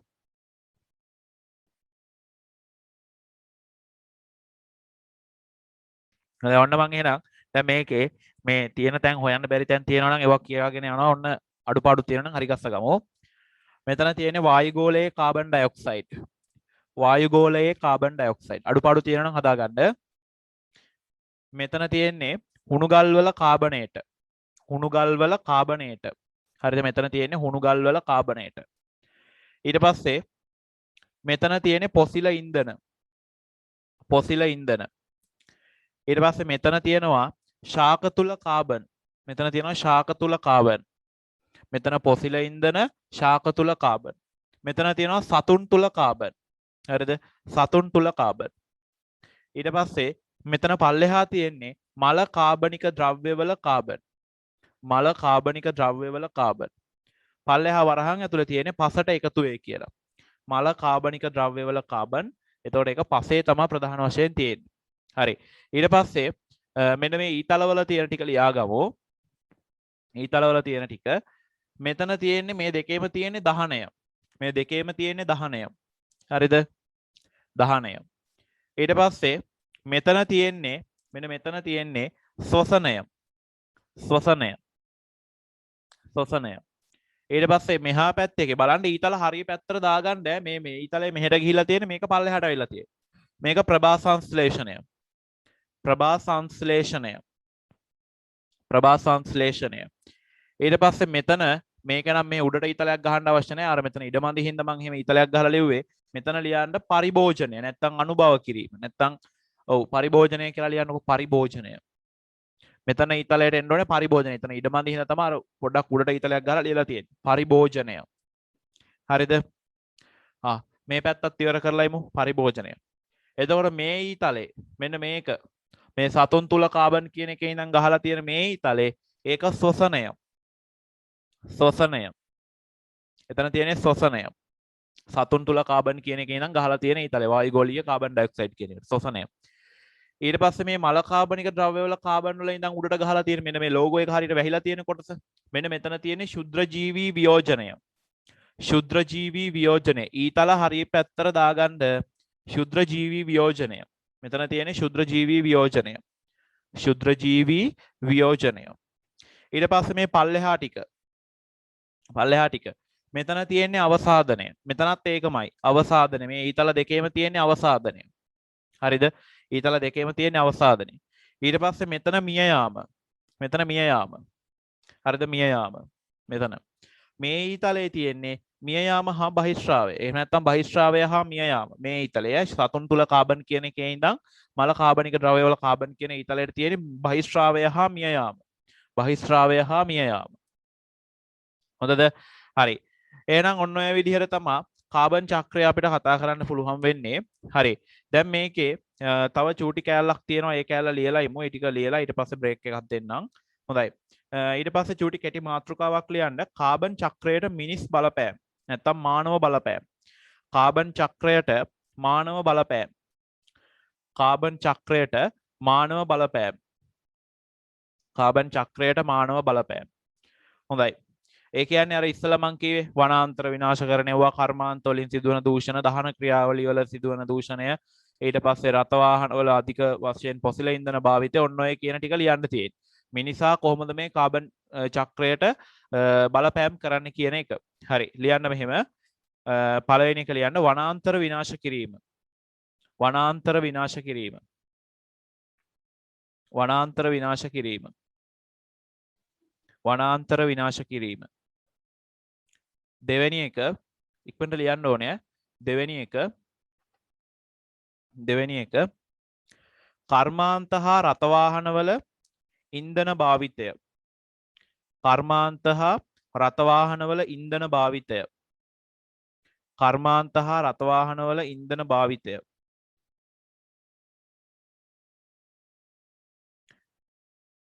කර්මාන්ත හා රථවාහනවල ඉන්ධන භාවිතය. කර්මාන්ත හා රථවාහනවල ඉන්ධන භාවිතය.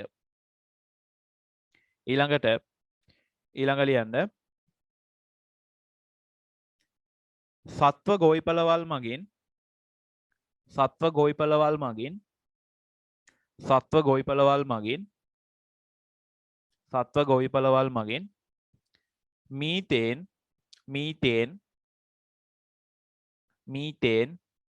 අධික ලෙස පරිසරයට එකතු වේ. එකතු වීම. අධික ලෙස පරිසරයට එකතු වීම. සත්ව ගොවිපළවල් වලින් මීතේන් අධික ලෙස පරිසරයට එකතු වීම.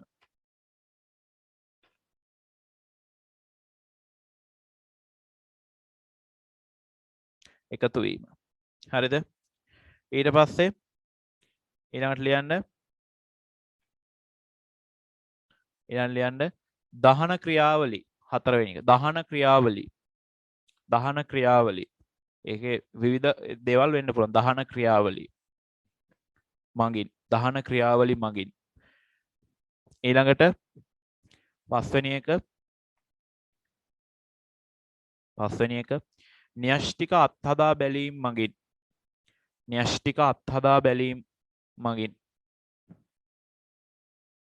න්‍යෂ්ටික අත්හදා බැලීම් මගින් එතකොට ඔන්න ඔය කියන ක්‍රමවේදවලට මේ කාබන් ඩයොක්සයිඩ් පරිසරයට එකතු වෙන්න පුළුවන්. නැත්නම් කාබන් එකතු වෙන්න පුළුවන්. හරි ඊට පස්සේ පල්ලෙහෙන් තරු ලකුණක් දාලා ලියන්න.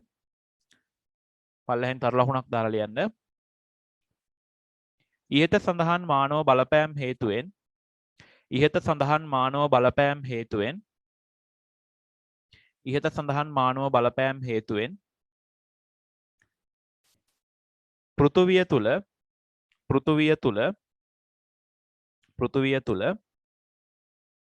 පෘථුවිය තුල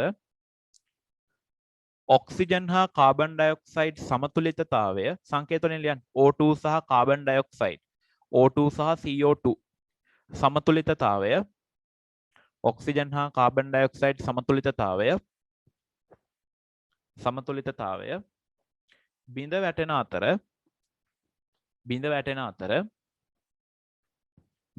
අතර ඔක්සිජන් හා කාබන් ඩයොක්සයිඩ් සමතුලිතතාවය බිඳ වැටෙන අතර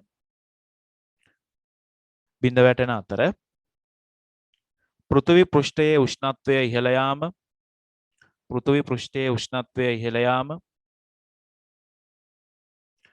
පෘෂ්ඨයේ උෂ්ණත්වය ඉහළ යාම දේශගුණික රටාවන් වෙනස් වීම දේශගුණික රටාවන් වෙනස් වීම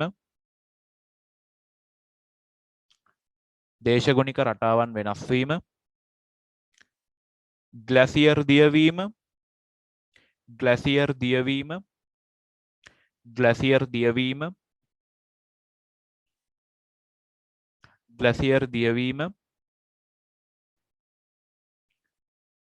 කමාද දාලියන් ග්ලැසියර් දියවීම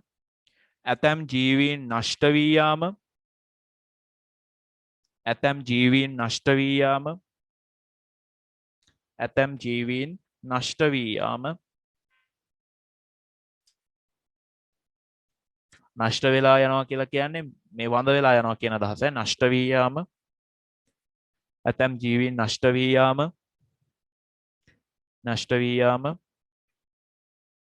ඊළඟ කමාවක්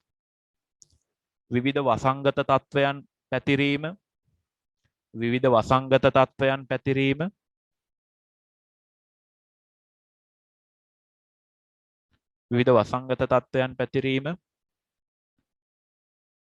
දැක්විය හැක. ඒ කියන්නේ අර වගේ අහිතකර බලපෑම්. අර දේවල් හින්දා වෙන දේවල් දැක්විය හැක. හරි. එහෙනම් ඔන්න මේ දේවල් නිසා මිනිසාට සිදුවන අහිතකර බලපෑම්. හරි දැක්විය හැක. හොඳයි. ඊළඟට දැන් එහෙනම් කාබන් චක්‍රයේ කතාව ඔතනින් ඉවරයි. දැන් අපි චුට්ටක් ප්‍රශ්නේ බලමු මොනවද තියෙන්නේ කියලා. අපේ ප්‍රශ්නේ මොනවද අහලා තියෙන්නේ කියලා බලමු. ඊට පස්සේ අපි බ්‍රේක් එකක් ගමු. හොඳයි. ඔන්න දැන් ඔයාලා මේක තනියෙන් ලියන්න ඕනේ. මම උත්තර කියන්නේ නැහැ. නිකන් බලාගෙන යමුකෝ. හරි පේපර් එක ගන්නකො පිටු අංක 3. පහත දැක්වෙන ස්වභාවික චක්‍රය ඇසුරෙන් ප්‍රශ්න වලට පිළිතුරු සපයන්න. බලන්න මැද්දේ කවුද දීලා තියෙන්නේ? වායුගෝලීය කාබන් ඩයොක්සයිඩ් දීලා තියෙනවා. එතකොට ඊතලයක් ගහලා තියෙනවා ප්‍රභා සංශ්ලේෂණය හරිත ශාක තුල. එතකොට ඒකෙන් හරිත ශාක වල ඉඳන් වායුගෝලීය කාබන් ඩයොක්සයිඩ්ට ආපහු ඊතලයක් ගහලා B කියලා ලකුණු කරලා තියෙනවා. මොකක්ද ළමයි B කියන්නේ? බේම් ප්‍රභා සංශ්ලේෂණය ශාක තුල කාබන්. එතකොට ශාකවල ඉඳන් වායුගෝලයට යන එක මොකද්ද? ශෝෂණය. එහෙනම් ওই B කියලා ලකුණු කරලා තියෙන්නේ මොකද්ද? ශෝෂණය. පැන්සලෙන් ලියා ගන්න එතන. ශෝෂණය. ශෝෂණය. ඊට පස්සේ හරිත ශාකවල ඉඳන් බලන්න ගහලා තියෙනවා අනුභවය. හරිත ශාකවල ඉඳන් අනුභවය කරන්නේ කවුද? පරිභෝජනය කරන්නේ කවුද? සතුන්. එහෙනම් ඔය A කියන කොටුවට එන්න ඕනේ මොකද්ද? සතුන් තුල කාබන්. එහෙම නැත්නම් සතුන් කියලා තිබ්බනම් හරි. විෂම පෝෂී සතුන්. සතුන් කියලා තිබ්බනම් හරි. ඊට පස්සේ බලන්න හරිත ශාක මිය යාමයි සතුන් මිය යාමයි කියලා ඊතල ගහලා ඔන්න මූලද්‍රව්‍ය කියලා තියෙනවා. එතකොට මේ මූලද්‍රව්‍ය කියලා තියෙන්නේ ඔය මල කාබනික ද්‍රව්‍ය වල කාබන් කියන එක දීලා තියෙන්නේ. ඊට පස්සේ බලන්න මල කාබනික ද්‍රව්‍ය වල කාබන් වල ඉඳන් ඊතලයක් ගහලා තියෙනවා කෙලින්ම වායුගෝලීය කාබන් ඩයොක්සයිඩ් වලට. පේපර් එක බලන්න. එතකොට ඒකේ එහෙනම් C කියලා ලකුණු කරලා තියෙනවා. මොකද්ද ළමයි C කියන්නේ? එහෙනම් ශුද්‍ර ජීවී වියෝජනය. මල කාබනික ද්‍රව්‍ය වල ඉඳන් ගහලා තියෙනවා වායුගෝලීය කාබන් ඩයොක්සයිඩ් වලට. එහෙනම් ඕකේ C කියලා කියන්නේ මොකද්ද? ශුද්‍ර ජීවී වියෝජනය. හරි නේද? එහෙනම් ඔන්න පළවෙනි ප්‍රශ්නය අහනවා ඉහතින් දැක්වෙන ස්වභාවික චක්‍රය හඳුනාගෙන නම් කරන්න. මොකද්ද මේ තියෙන්නේ? කාබන් චක්‍රය. ඊළඟට ABC හඳුනා ගන්න කියලා තියෙනවා. හරි අපි ඒක දැන් කතා කරා. A කියලා කියන්නේ සතුන්, B කියලා කියන්නේ ශෝෂණය, C කියලා කියන්නේ ශුද්‍ර ජීවී වියෝජනය. ඊට පස්සේ තුන්වෙනි කොටසේ අහනවා C ක්‍රියාවලියට දායක වන ජීවීන් දෙදෙනෙක් නම් කරන්න. C කියන්නේ මොකද්ද ළමයි?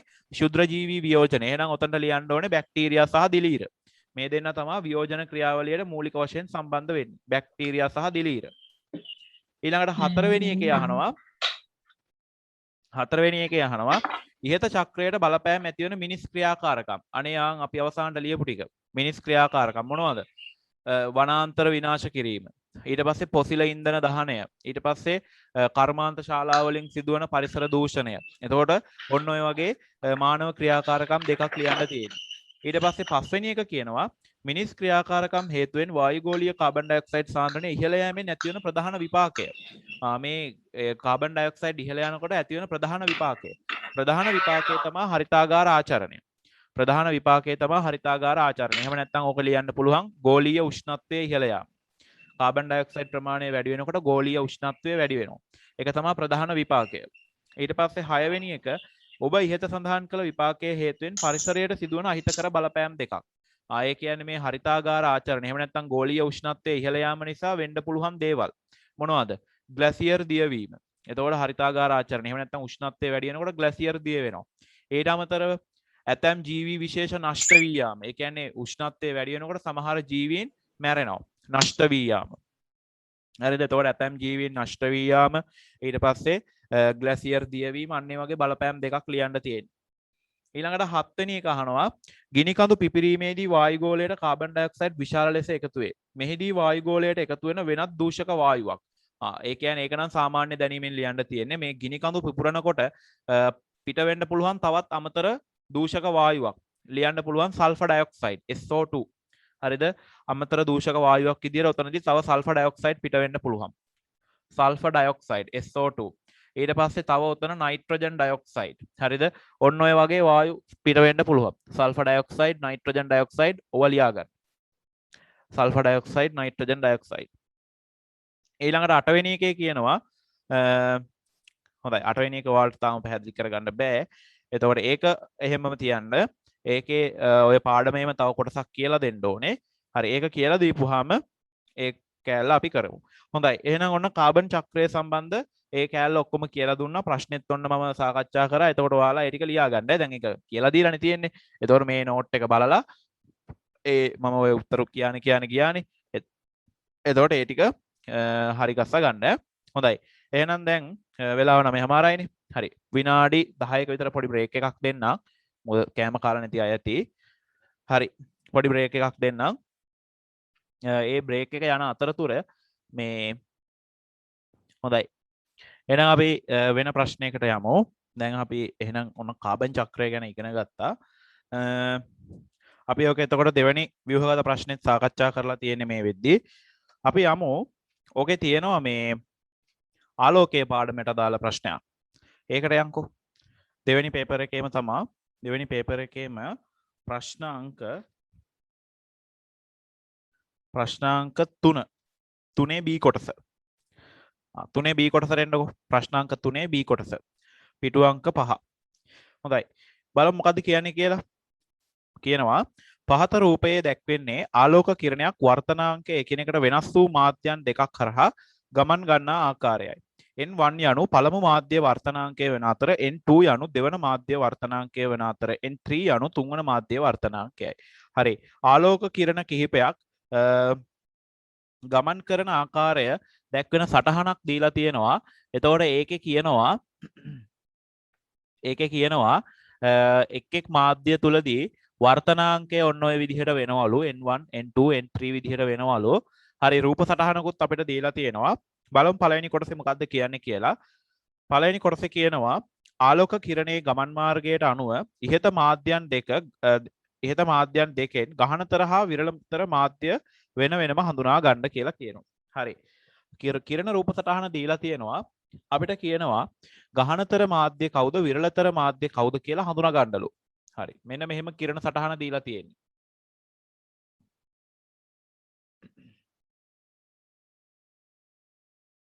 මේ විදිහට මාධ්‍යයන් කිහිපයක් තියෙනවා. ඒතකොට මෙහින් එනවා ආලෝක කිරණයක්. ඒන ආලෝක කිරණය මේ පෘෂ්ඨයේදී මේ විදිහට හැරීමකට ලක් වෙලා තියෙනවා. ඊට පස්සේ එතනින් එහාට අපිට මොකද වෙලා තියෙන්නේ කියලා ඇඳලා නැහැ කිරණ සටහනේ. මේ ටික විතරයි තියෙන්නේ. හරි ඔහොම තියෙනවා. එතන මේ විදිහට අභිලම්බය ඇඳලා තියෙනවා. හැබැයි මොකද්ද වෙන්නේ කියලා දාලා නැහැ. ඊට පස්සේ කෝණ ටික ලකුණු කරලා තියෙනවා. මේ කෝණයේ අංශක 60යි. මේ කෝණයේ අංශක 45යි. ඊට පස්සේ මෙයා N1 මේක N2 මේක N3 කියලා ලකුණු කරලා තියෙනවා. හොඳයි. ඔන්න ඔය විදිහට රූප සටහන තියෙනවා. චුට්ටක් ඇද වුණා අඳිද්දි. හරි රූප සටහන ඔය විදිහට තියෙනවා. හරි. බලන්න එහෙනම් පළවෙනි එකේ කියන්නේ ආලෝක කිරණ ගමන් මාර්ගයට අනුව ඉහත මාධ්‍යයන් දෙකෙන් ගහනතර හා විරලතර මාධ්‍යයන් වෙන වෙනම හඳුනා ගන්නලු. මෙන්න මෙයාලගෙන් ගහන මාධ්‍ය කවුද විරල මාධ්‍ය කවුද කියලා හඳුනා ගන්නලු. මෙන්න මේකේ ගහන මාධ්‍ය කවුද විරල මාධ්‍ය කවුද කියලා හඳුනා ගන්නලු. හරි. දැන් මේ බලන්න. මේ N1 කියන මාධ්‍ය හරහා එන ආලෝක කිරණය මොකද වෙලා තියෙන්නේ? මේ පෘෂ්ඨයේ වැදිලා ඊට පස්සේ කොයි පැත්තටද හැරිලා තියෙන්නේ? මෙහෙම ගියපු එක්කෙනා හැරිලා තියෙන්නේ කොයි පැත්තටද? අභිලම්බය දෙසට. එහෙනම් අභිලම්බය දෙසට තමයි මෙයා හැරිලා තියෙන්නේ. එහෙනම් ළමයි අභිලම්බය දෙසට හැරෙන්නේ ඇයි මේ මාධ්‍ය මොන මාධ්‍යයක් වෙන හින්දාද? ගහන මාධ්‍යයක් වෙන නිසා. දැන් ඔන්න ඒවා මතක නැත්තම් මට කරන්න දෙයක් නැහැ. නෝට් පෙරලා බලා ගන්න. ඕවා ඔක්කොම මම කියලා දීලා තියෙන්නේ. එහෙනම් දැන් ඔන්න N2 කියන මාධ්‍ය අපිට ගන්න පුළුවන් ගහන මාධ්‍ය කියලා. මෙයා අපිට ගන්න පුළුවන් විරල මාධ්‍ය කියලා. එතකොට විරල මාධ්‍යයේ ඉඳන් ගහන මාධ්‍යයට ආලෝක කිරණ යනකොට මොකද වෙන්නේ? ආලෝක කිරණේ අභිලම්බය දෙසට හැරීමට ලක් වෙනවා. එහෙනම් N1 කියලා කියන්නේ ඕකේ විරල මාධ්‍ය. එහෙනම් N2 කියලා කියන්නේ ගහන මාධ්‍ය. හරිනේ. ගහන මාධ්‍ය. එහෙනම් අපිට විරල මාධ්‍ය සහ ගහන මාධ්‍ය ඔන්න ඔය විදිහට හඳුනා ගන්න පුළුවන්. හොඳයි. ඊට පස්සේ ඒකේ දෙවෙනි ප්‍රශ්නය අහනවා මාධ්‍යවල වර්තනාංක පතන කෝණය හා වර්තන කෝණය අතර සම්බන්ධතාවය ගොඩනගන්න. හා කියලා එන්න ඕනේ. අතර හි කියලා තියෙන්නේ. මාධ්‍යවල වර්තනාංක පතන කෝණ හා වර්තන කෝණයට අදාළ සම්බන්ධතාවයන් ගොඩනගන්න කියලා කියන්නේ. ඒ කියන්නේ මෙන්න මෙයාලගේ සම්බන්ධතාවයක් ගොඩනගන්නලු.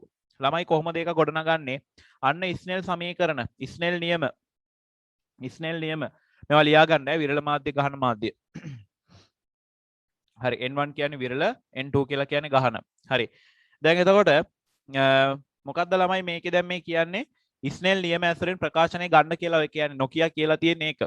එතකොට ස්නෙල් නියම දෙකක් තියෙනවා. වර්තනය සම්බන්ධ ස්නෙල් නියම දෙකක් තියෙනවා. මොනවද ඒකේ කියන්නේ? පළවෙනි එකේ කියනවා පතන කිරණයයි වර්තන කිරණයයි පතන ලක්ෂයේදී අඳින අභිලම්බයයි කොහොමද තියෙනවා කියන්නේ එකම තලයක. ඊට පස්සේ ඊළඟ දෙවෙනි නියමයෙන් කියන්නේ මොකද්ද? පතන කෝණයත් වර්තන කෝණයත් අතර සයින් අනුපාතය කාට සමානයි කියලාද කියන්නේ? නියතයක් වෙනවලු ඒක සමාන වෙනවා කාට කියලාද කියන්නේ? වර්තනාංකයට සමානයි කියලායි කියන්නේ. එහෙනම් අන්න ඒක තමයි අපි ලියන්න ඕනේ. එතකොට මෙතන මෙයාගේ පතන කෝණය වෙන්නේ මේකනේ. මේකනේ වර්තන කෝණය. හරිද? මෙයානේ පතන කෝණය වෙන්නේ. පතන කෝණය මෙයා. එතකොට වර්තන කෝණය මෙයා. මෙයා වර්තන කෝණය. එහෙනම් ස්නෙල් නියමයෙන් කියනවා පතන කෝණයේ සයින් අගයත් වර්තන කෝණයේ සයින් අගයත් අතර අනුපාතය නියතයක් ඒක සමාන වෙනවා කාට කියලාද වර්තනාංකයට. එතකොට ඔන්න ඔය ප්‍රකාශනය තමයි ලියන්න කියන්නේ. එතකොට මේකේ පතන කෝණය අපි සිම්පල් i කියලා ගමු. වර්තන කෝණය සිම්පල් r කියලා ගමු. හරිද? ඉලක්කම් ආදේශ කරන්නේ නැතුව අපි මෙන්න මේ සංකේත වලින් ගමු. හරි. එහෙනම් ස්නෙල් නියමයට අනුව ස්නෙල්ගේ දෙවන නියමයෙන් ස්නෙල්ගේ දෙවන නියමයෙන් අපිට ලියන්න පුළුවන් කොහොමද? ලියන්න පුළුවන් sin i බෙදීම sin r සමානයි කාටද? වර්තනාංකයට. වර්තනාංකයට. එතකොට ළමයි ඔය වර්තනාංකය ලැබෙන්නේ කොයි විදිහටද? ඔය වර්තනාංකය ලැබෙන්නේ කොයි විදිහටද? එක් මාධ්‍යයකට සාපේක්ෂව තවත් මාධ්‍යයක වර්තනාංකයේ විදිහට. කොහොමද ඒක අපි ලියන්නේ? එක් මාධ්‍යයකට සාපේක්ෂව තවත් මාධ්‍යයක වර්තනාංකයක් විදිහට තමයි ඔතන ඔය අනුපාතය ලැබෙන්නේ. අපි ඒක එතකොට ලියනවා කොහොමද? ආලෝකය ඉස්සල්ලා ගමන් කරන මාධ්‍යයට සාපේක්ෂව ආලෝකයේ දෙවෙනියට යන මාධ්‍යයේ වර්තනාංකය. දැන් මේකේ ආලෝකයේ ඉස්සල්ලාම යන්නේ කවුරු හරහාද?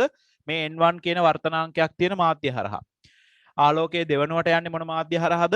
n2 කියන වර්තනාංකයේ තියෙන මාධ්‍ය හරහා. එහෙනම් අපිට ඕක ලියන්න පුළුවන් පළමු මාධ්‍යයට සාපේක්ෂව දෙවන මාධ්‍යයේ වර්තනාංකය කියලා ඔන්න ඔය විදිහ. n2 බෙදීම n1. පළමු මාධ්‍ය කියනකොට n1 පල්ලෙහාට යනවා සාපේක්ෂවනේ ගන්නෙ. එතකොට n2 උඩට එනවා. හරිනේ. ඊට පස්සේ මේ කෑල්ල අයින් කරලා දැන් මේ කෑල්ල සමානයිනේ මේවා ඔක්කොම. අයින් කරලා අපිට ලියන්න පුළුවන් එම නිසා අපිට ලියන්න පුළුවන් sin i බෙදීම sin r සමානයි මොකේටද? මෙන්න මෙයාට වර්තනාංකේ කෑල්ල අයින් කරලා ලියමු. n2 බෙදීම n1. හරිනේ. n2 බෙදීම n1. හරි. මම මේ පැත්තට ගන්නවා. එහෙනම් දැන් ඔන්න හරස් ගුණ කරනවා මං. හරිද? හරස් ගුණ කරන මේක ඕනනම් මෙහෙම තියන්නත් පුළුවන්. මේක අවසාන උත්තරේ විදිහට තියන්නත් පුළුවන්. ඔය ප්‍රකාශනය තමයි ගන්න කියලා කියන්නේ. ප්‍රශ්නයක් නැහැ. ඕනනම් හරස් ගුණ කරලා ගන්නත් පුළුවන්. හරිද? මේක අවසාන පිළිතුර විදිහට තියන්නත් පුළුවන්. කිසිම ප්‍රශ්නයක් නැහැ. ඕනනම් මේ n1 මෙහෙට දාලා n2 මෙහෙට අරගෙන හදා ගන්නත් පුළුවන්. හරි. ඔන්න මම මෙහෙම වැඩක් කරනවා. මම මේක අවසාන පිළිතුර විදිහට තියන්නේ නැතුව මේක මම තව චුට්ටක් වෙනස් කරනවා. මේ n1 කියන එක්කෙනා ಗುಣ කරනවා හරස් විදිහට. ඒ කියන්නේ එයාව ගේනවා උඩට. මෙහෙම හරස් ගුණ කරනවා. ඔයාලා දන්නවා හරස් ගුණිතය. sin r කියන එක්කෙනා මේ පැත්තට අරගෙන යනවා. ඒ කියන්නේ n2 ගාවට අරගෙන යනවා. හරිද? හරස් ගුණ කරන්නේ. n1 කියන එක්කෙනා මේ පැත්තට හරස් ගුණ කරනවා. sin r කියන එක්කෙනා අර පැත්තට හරස් ගුණ කරනවා. එතකොට කොහොමද එන්නේ? sin i වැඩි කිරීම n1 මෙයා මෙහෙට ගියා. සමානයි මෙයා මෙහෙට යනවා. එහෙනම් එනවා sin r වැඩි කිරීම n2. හරිනේ. එහෙනම් sin i මම තව චුට්ටක් මෙහෙට කරලා ලියන්නම්. අග හරිය පේන්නේ නැහැනේ. sin i වැඩි කිරීම n1 සමානයි sin r වැඩි කිරීම n2 කියලා අපිට පිළිතුර ගන්න පුළුවන්. හරිනේ. ඔන්න ඕක තමයි ගොඩනගන්න කියලා කියන්නේ. sin i වැඩි කිරීම n1 සමානයි sin r වැඩි කිරීම n2. ඕක තමයි ලියන්න කියලා කියන්නේ. හරිද? ඔයාලට කැමති නම් මෙතනින් ප්‍රකාශනය නවත්තන්නත් පුළුවන්. ඕනනම් මෙතනට යන්නත් පුළුවන්. ප්‍රශ්නයක් නැහැ. හොඳයි. ලියන්න මෙහෙම. ප්‍රශ්නාංකය දාලා ලියන්න. මෙහි අසා ඇත්තේ ස්නෙල්ගේ දෙවන නියමය ඇසුරෙන් ස්නෙල්ගේ දෙවන නියමය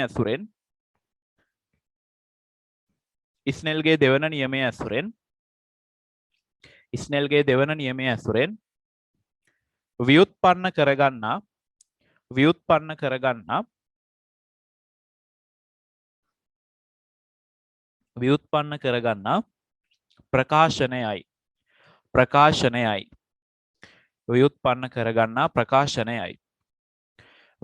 කරගන්නා ප්‍රකාශනයයි. හරිද? ඊට පස්සේ ඊළඟ පොයින්ට් එක ලියන්න.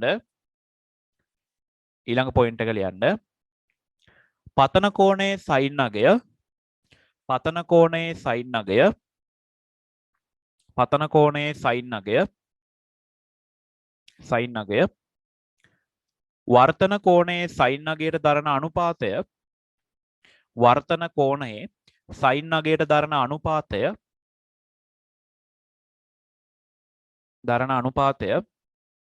නියතයක් වන අතර නියතයක් වන අතර නියතයක් වන අතර නියතයක් වන අතර නියතයක් වන අතර එය වර්තනාංකයට සමාන වේ. එය වර්තනාංකයට සමාන වේ. එය වර්තනාංකයට සමාන වේ. එය වර්තනාංකයට සමාන වේ. වරහන් ඇතුළේ ලියා ගන්න. වරහන් ඇතුළේ ස්නෙල්ගේ දෙවන නියමය. එතකොට අපි ඔය ලිව්වේ ස්නෙල්ගේ දෙවන නියමය. ස්නෙල්ගේ දෙවන නියමය. ස්නෙල්ගේ දෙවන නියමය. හරි. එහෙනම් මෙන්න මේ ටික දාගන්න. ස්නෙල්ගේ දෙවන නියමයෙන් රූපසටහන අඳින්න ඕනේ. ස්නෙල්ගේ දෙවන නියමයෙන් sin i බෙදීම sin r සමානයි වර්තනාංකය සමාන n2 බෙදීම n1. මතක නැත්නම් ආයේ නෝට් බලන්න ඔක්කොම කියලා දීලා තියෙන්නේ. ඊට පස්සේ sin i බෙදීම sin r සමාන n2 බෙදීම n1 කියන එක වෙන් කරලා අරගෙන n1 සහ sin r හරස් ගුණ කරා අවසාන ප්‍රකාශනය ගත්තා. හරි. මේ ටික දාගන්න දරබර ගාලා. මෙන්න මේ ටික. ස්නෙල්ගේ දෙවන නියමයෙන් කියන කොටස. මම මෙන්න මේ කොටු කරන කොටස. මෙන්න මේ ටික. ඔය ටික දාගන්න.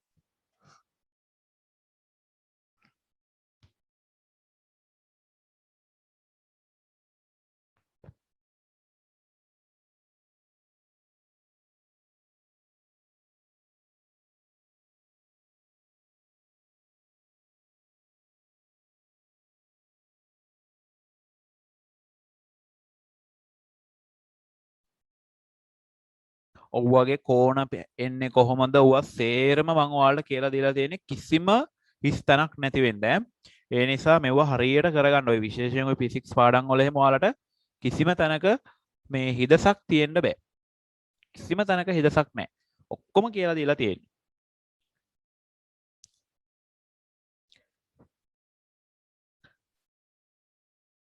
හරියට මේ වැඩේ කරන්න වැඩේ අනිවාර්යෙන් හරියට කෙරුවොත් ගොඩම තමයි. ගොඩම තමයි ඔයාලා දන්නවනේ අනිත් අය කොහොමද පේපර් සාකච්ඡා කරන්න කියන ඔහොම කියලා දෙන්නේ නැහැ. මේක මෙහෙමයි මේක මෙහෙමයි එච්චරයි. ඒ නිසා මේ හරියට වැඩේ කරගත්තොත් ගොඩය. ඉතින් හරියටම වැඩේ කරන්න. අනිත් එක තමයි ඔවුන් මම දැක්කා ස්ක්‍රීන් එකේ මේ දෙන්නේ එක එක වඳිනවා. අර ඉස්සලා අර ඉන්ටර්වල් එකේ. පිස්සු වැඩ කරන්න බෑ. එක්කෝ ඒක අහන්න නැත්තම් නිකන් ඉන්න ඕනේ. අහන එකාට අහන්න ඉඩ දීලා.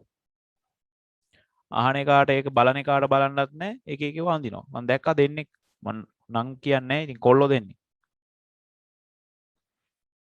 හරි. ඉවරද මේක? ස්නෙල්ගේ දෙවන නියමයෙන් sin i බෙදීම sin r සමානයි වර්තනාංකය සමාන n2 බෙදීම n1. ඊට පස්සේ මෙතන sin i බෙදීම sin r n2 බෙදීම n1. මෙතන sin i වැඩි කිරීම n1 සමානයි sin r වැඩි කිරීම n2. හරි නේද? ඉක්මනට දාගන්න ඕනේ. ඔයාලගේ තව යාළුවෝ ඉන්නවා නම් මේ සම්බන්ධ වෙන්න කියන්න මේවට හරියට වැඩේ කරගන්න කියන නිකන් මේ ආවට ගියාට උගන්නන්නේ නැහැ අපි. දන්නවනේ වැඩේ ක්වොලිටියටම වෙනවා කියන්නේ පිළිවෙලට වෙනවා කියන්නේ ඒ හින්දා ඔය යාළුවෝ හරිය මෙහෙ ඉන්නවනේ ඉතින් තව කාලයක් තියෙනවනේ සම්බන්ධ වෙන්න කියන්න. වැඩේ උපරිම ක්වොලිටියටම කරනවා ඈ. ඔයාලා දන්නවනේ ඉතින් ඒක අමුතුවෙන් කියන්න අවශ්‍ය නැහැ.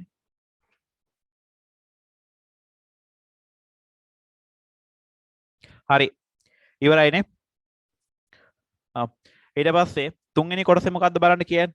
n1 ගේ අගය 1යිලු දෙවන මාධ්‍ය වර්තනාංකය හොයන්නලු. අනේ මේ මේකට අගයන් ටික ආදේශ කරන්න තියෙන්නේ. මේ මේකට අගයන් ටික ආදේශ කරලා උත්තරය ගන්න තියෙන්නේ. හරි. බලමු කොහොමද වැඩේ වෙන්නේ කියලා. මම මේ ටික මකනවා. අවසාන ප්‍රකාශනය ඉදිරි කරලා මේ ටික අයින් කරන්නම්. හරි. sin i වැඩි කිරීම n1 සමානයි sin r වැඩි කිරීම n2. එතකොට තුන්වෙනි ප්‍රශ්නයට අදාළව අපි බලමු කොහොමද සුළු කිරීම කරගන්නේ කියලා. හරි. තුන්වෙනි කොටස. sin i වැඩි කිරීම n1 සමානයි sin r වැඩි කිරීම n2. මේකට අගයන් ටික ආදේශ කරන්න කියලා ඔය කියන්නේ. ආදේශ කරලා n2 ගේ අගය හොයන්නලු. හරි ළමයි. දැන් මේකේ අපි i කියලා ගත්තේ කාවද? මෙන්න මෙයාව. එහෙනම් එතනට ඒ ඉලක්කම ආදේශ කරන්න. i කියලා අපි දාගත්තේ මෙයාවනේ. එහෙනම් එතනට ආදේශ කරන්න. එහෙනම් sin 60 වැඩි කිරීම. අපි i කියලා ගත්තේ මෙයාවනේ. r කියලා ගත්තේ මෙයාව. 45 තමයි අපි r කියලා දාගත්තේ. ඉලක්කම් දාන්න නැතුව අර සංකේත වලින් ආදේශ කරගන්න. එතකොට n1 ගේ අගය ගානේ දීලා තියෙනවා. කීයයි කියලා ගන්න කියලාද කියන්නේ n1 ගේ අගය 1යි කියලා ගන්නලු. එහෙනම් මෙතනට 1 දාන්න. සමානයි. ඊට පස්සේ sin r කියලා අපි ගත්තේ 45. එහෙනම් sin 45 වැඩි කිරීම. ළමයි මෙතන s අකුර තියෙන්නේ. ඒක ඔයාලා වෙන මොනවා ලියයිද දන්නේ sin. ඒක අර මම ලියනකොට චුට්ටක් එහා මෙහා වෙනවා. sin තියෙන්නේ. ඒක අපි අර ලියලා හුරු වෙලා තියෙන්නේ එහෙම. හරි. sin 45. එතකොට n2 ගේ අගය හොයන්නලු. හරි. එහෙනම් ඒක n2 කියලා දියමු. ඒක විතරයි නොදන්න පදයකට තියෙන්නේ. එහෙනම් දැන් මේ වගේ අගයන් ටික බලන්නකො වරහන් ඇතුළේ ලස්සනට දීලා තියෙනවා. sin 60 අගය දීලා තියෙනවා. ඊට පස්සේ sin 45 අගයක් දීලා තියෙනවා. බලන්න sin 60ට කීයද දීලා තියෙන්නේ වරහන් ඇතුළේ 0.86යි කියලා ගන්නලු. sin 60 මෙන්න මෙහෙම තියෙනවා. ගානේ තියෙනවා sin 60 සමානයි 0.86යි. බලන්න ඉලක්කම් ඒ කියන්නේ මෙයාගේ අගය දීලා තියෙනවා. එතකොට sin 45ට අදාළව දීලා තියෙනවා 0.7යි. sin 45 අගය දීලා තියෙනවා 0.7යි කියලා. මේ උත්තර දෙක දීලා තියෙන්නේ. ඒ කියන්නේ sin 60 තියෙන තැනට මෙයාව ආදේශ කරන්න, sin 45 තියෙන තැනට මෙයාව ආදේශ කරන්න කියලා කියන්නේ. එහෙනම් sin 60 ආන් උත්තරේ 0.86යි. එහෙනම් 0.86 වැඩි කිරීම 1 සමානයි sin 45. කීයද උත්තරේ? 0.7. එහෙනම් 0.7 වැඩි කිරීම n2. n2ව දන්නේ නැහැ. එයාව තමයි හොයන්න කියන්නේ. හරිනේ. මේක දැන් මේකේ ගානේ දීලා තියෙනවානේ. ගානේ දීලා තිබ්බේ නැත්නම් අන්න ලඝු පොත පාවිච්චි කරලා හොයන්න ඕනේ. sin වගුවේ මම කියලා දුන්නානේ ඔයාලට sin අගයන් හොයාගන්නේ කොහොමද කියලා. එහෙනම් ලඝු පොත පාවිච්චි කරලා sin 60 අගය කීයද කියලා බලන්න ඕනේ. එතකොට 0.86යි කියලා එයි. sin 45 අගය බැලුවොත් 0.7යි කියලා එයි. හරිද? ඒක ලඝු පොත පාවිච්චි කරලා බලන්න තියෙන්නේ. දැන් මේකේ නම් අපිට ලඝු පොත අවශ්‍ය වෙන්නේ ගානේ වරහන් ඇතුලේ උත්තර ටික දීලා තියෙනවා. sin 60 අගය සහ sin 45 අගය. හොඳයි ඉතින්. දැන් මේක සුළු කරන්න තියෙන්නේ. මේක සුළු කරගන්න තියෙන්නේ. ළමයි මට කියන්න 0.86 එකෙන් වැඩි කරපුවාම කීයද? 0.86ම තමයි. ඉතින් ඒක වෙනස් වෙන්නේ නැහැ නේ. එකෙන් වැඩි කරන්න තියෙන්නේ. එහෙනම් 0.86 වෙනසක් නැහැ. සමානයි 0.7 n2 ගෙන් වැඩි කරන්න තියෙනවා. එතකොට 0.7 n2. දැන් එහෙනම් n2ව තනි කරන්න ඕනේ. එහෙනම් මොකද කරන්න ඕනේ? මේ පැත්ත 0.7ෙන් බෙදනවා. එහෙනම් 0.7ෙන් බෙදනවා. මේ පැත්තත් 0.7ෙන් බෙදනවා. එහෙනම් මේ 0.4 මේ 0.7 කැපෙනවා. එතකොට මම මේක මෙහෙම ලියන්නම්කො නැත්තම් ඔය ඇලව ලියපුවාමත් ඔය අවුල් වෙයිද දන්නේ නැහනේ. මෙයාට මෙයා කැපිලා යනවා. හරි. එතකොට n2 තනි වෙනවා. මම මෙන්න මෙතනින් ලියන්නම්. එහෙනම් n2 සමානයි කියලා එනවා. මොකද්ද? 0.86 බෙදීම 0.7. ඕන් ඔහොම එනවා. ඉතින් දැන් ඕක බෙදන්නයි තියෙන්නේ. ඕක බෙදලා දාන්නයි තියෙන්නේ. ඕක බෙදන්න ඕනේ. හරි. දැන් කොහොමද බෙදන්නේ? මම දන්නවා ඔයාලට මේවා හරි ලේසි. බෙදන්න සුළු ගණන් ඔය හදනේවා ಗುಣ කරනේවා බෙදනේවා හරි ලේසි ඒවා. හරි. ඔයාලා මාර දක්ෂයි ඒවට. එතකොට මෙතන 0.86 බෙදීම 0.7. කෙටි ක්‍රමයක් තියෙනවා කරන්න. මොකද කරන්න කියලා තියෙන්නේ දශම තියෙද්දි උඩයි යටයි දෙකම 10න් ಗುಣ කරන්න කියලා තියෙනවා. දශම තියෙනකොට. ඒක තමයි ලේසිම ක්‍රමය. මේකත් වැඩි කරා 10න් මේකත් වැඩි කරා 10යි. හොඳම ක්‍රමය. දශම අයින් කරගන්න ඉස්සෙල්ලා. හරි. එහෙනම් මෙයා 10න් වැඩි වෙච්චාම මේ දශම ස්ථානේ ඉස්සරහට ගිහිල්ලා එනවා 8.6යි කියලා. ඊට පස්සේ මෙයා 10න් වැඩි වෙච්චාම එනවා 7යි කියලා. එහෙනම් n2 සමානයි 8.6 බෙදීම 7. දැන් ඉතින් ඕක බෙදා ගන්න එච්චර අවුලක් නැහැනේ. දශම බෙදනවට වඩා ඕක ලේසි. එහෙනම් 8ට 7 ඒවා කීයද? 1යි. 8ට 7 ඒවා 1යි. එතකොට කීයද? 7යි. එකක් ඉතිරි. එහෙනම් දශම ස්ථානය තිබ්බා නෑ. එකට නෑනේ. එහා පැත්තට පැන්නුවා 16යි. 16ට 7 ඒවා කීයද? දෙකක් තියෙනවා. 14යි. කීයක් ඉතිරිද? දෙකක් ඉතිරි. 16යිනේ. එහෙනම් 20ට අයත් 2යි. 14යිනේ. එතන ඉතිරි 6ක්. අය අවශ්‍ය නැහැ. දශම ස්ථාන දෙක කරගත්තනේ. ඇති. එහෙනම් ඔන්න n2 ගේ අගය එනවා කීයයි කියලාද? 1.2 කියලා. හරිනේ. එහෙනම් n2 ගේ අගය ඔන්න 1.2 කියලා අපි ගත්තා. හරි. හදාගන්න. මෙන්න මෙතන ඉඳන් හදාගන්න. මේ ටික අවශ්‍ය නැහැ. ඒක ගානේ දීලා තියෙනවනේ. මෙතන ඉඳන් මේ ටික හදාගන්න. කවුරු හරි මේක හදලා තිබ්බනම් හොඳයි.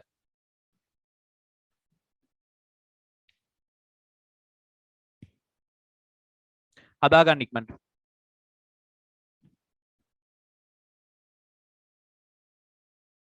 ඉක්මනට හදාගන්න.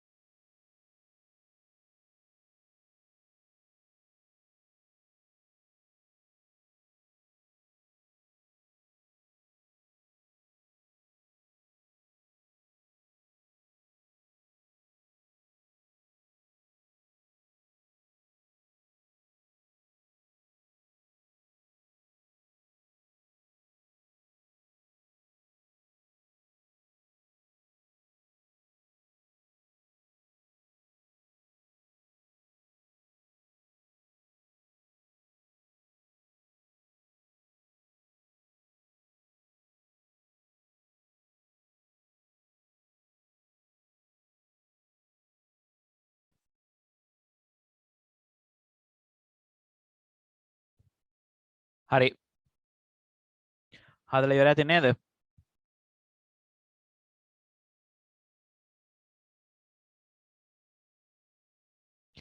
හොඳයි. අපි ඊට පස්සේ ඊළඟට තියෙන කොටස බලමු. මොකද්ද කියන්නේ කියලා. බලන්න මොකද්ද කියන්නේ හතරවෙනි කොටසේ. කියනවා පතන කෝණයේ අගේ ක්‍රමයෙන් වැඩි කරගෙන යන විට එක්තරා අවස්ථාවකදී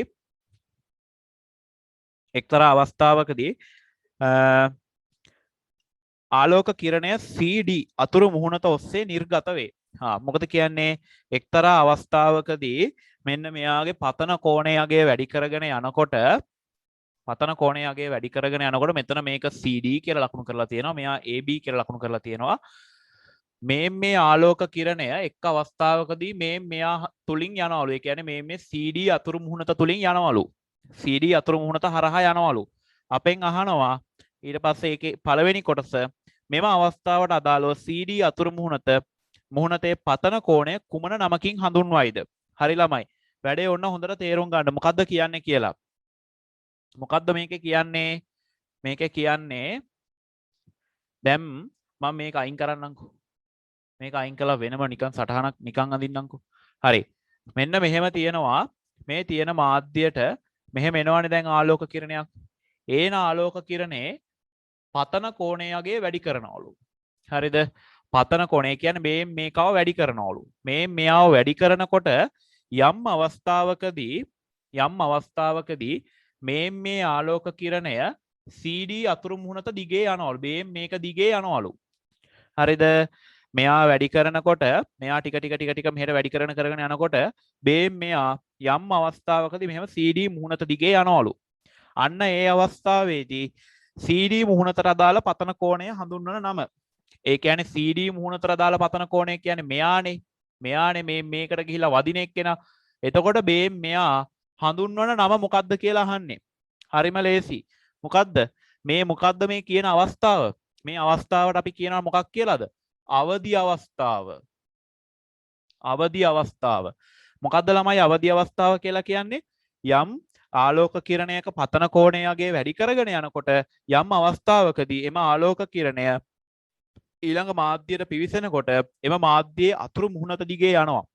අන්න ඒ අවස්ථාවට කියනවා මාධ්‍යයක අතුරු මුහුණත දිගේ යන අවස්ථාවට අපි කියනවා අවදි අවස්ථාව කියලා. එතකොට ඒ අවස්ථාවට අදාළ මේ කෝණයට අපි කියන නම මොකද්ද? අවදි කෝණය.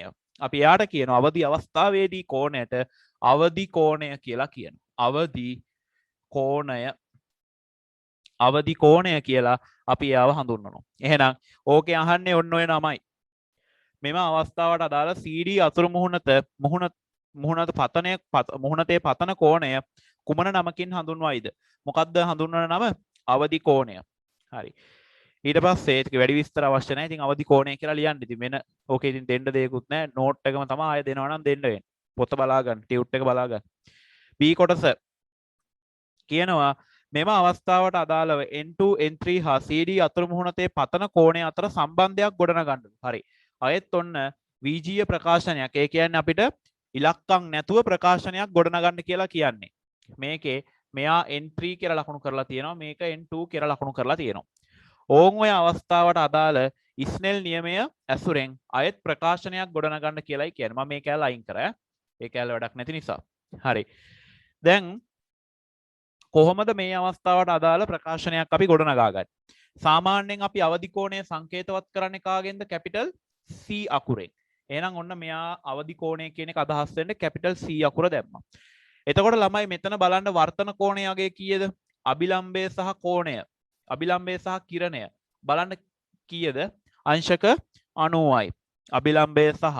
අභිලම්බය සහ කිරණය අතර කෝණය බලන්න කීයද? අංශක 90යි. හරි. අපි දන්නවා ඒක පතන මේ අවදි අවස්ථාවේදී මෙයා යන්නේ මාධ්‍ය දෙක වෙන් කරන අතුරු මුහුණත දිගේ නිසා මෙයාගේ මේ කෝණය කීයක් වෙනවද? අංශක 90ක් වෙනවා. ලම්බකව යන්නේ. හරි. එහෙනම් මෙයා 90යි.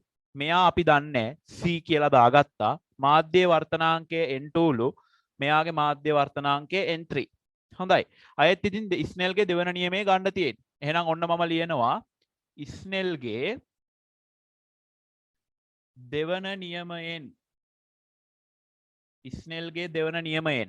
ස්නෙල්ගේ දෙවන නියමයෙන් ආදේශ කරමුද අපි? මොකද්ද ස්නෙල්ගේ දෙවන නියමයෙන් කියන්නේ? sin i බෙදීම sin r සමානයි කාටයි කියලාද කියන්නේ? වර්තනාංකය. වර්තනාංකයට සමානයි කියනවා. එතකොට මේක අපි දන්නවා ලියන්න ඕනේ කොහොමද?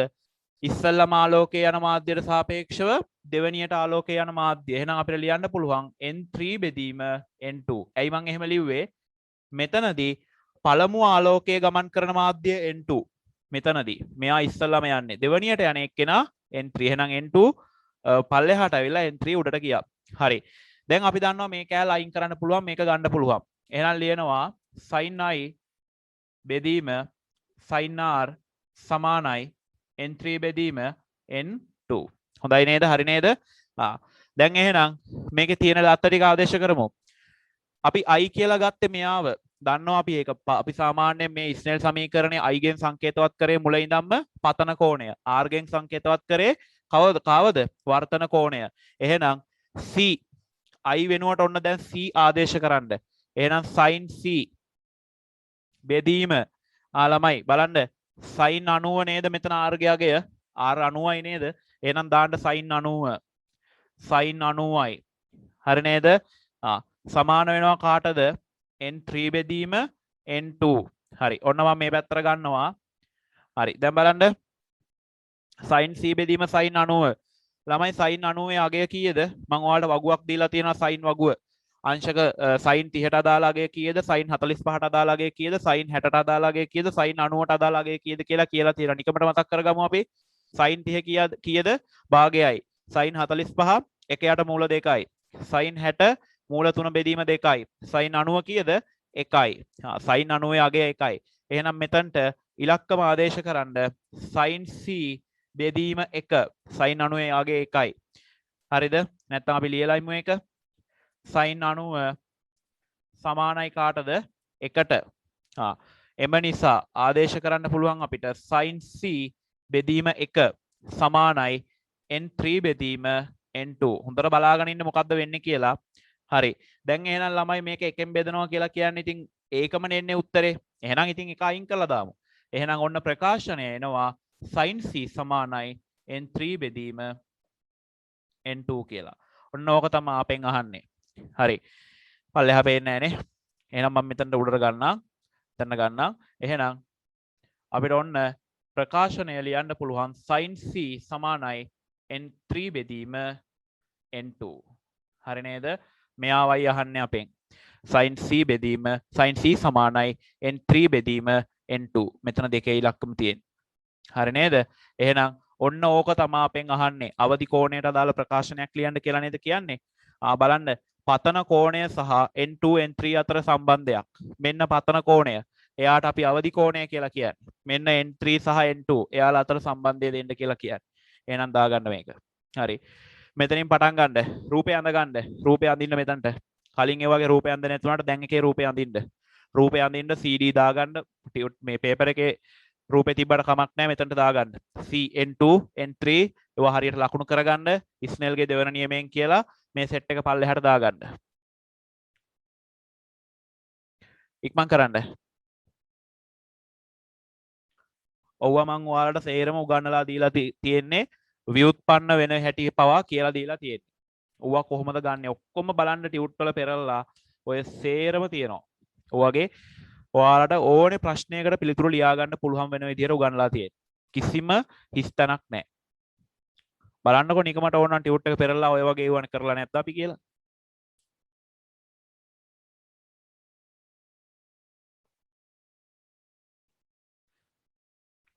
දැන් ඊළඟ සතිය අපි පටන් ගන්නවා ප්‍රතික්‍රියා ලියන්න රසායනික ප්‍රතික්‍රියා පාඩම.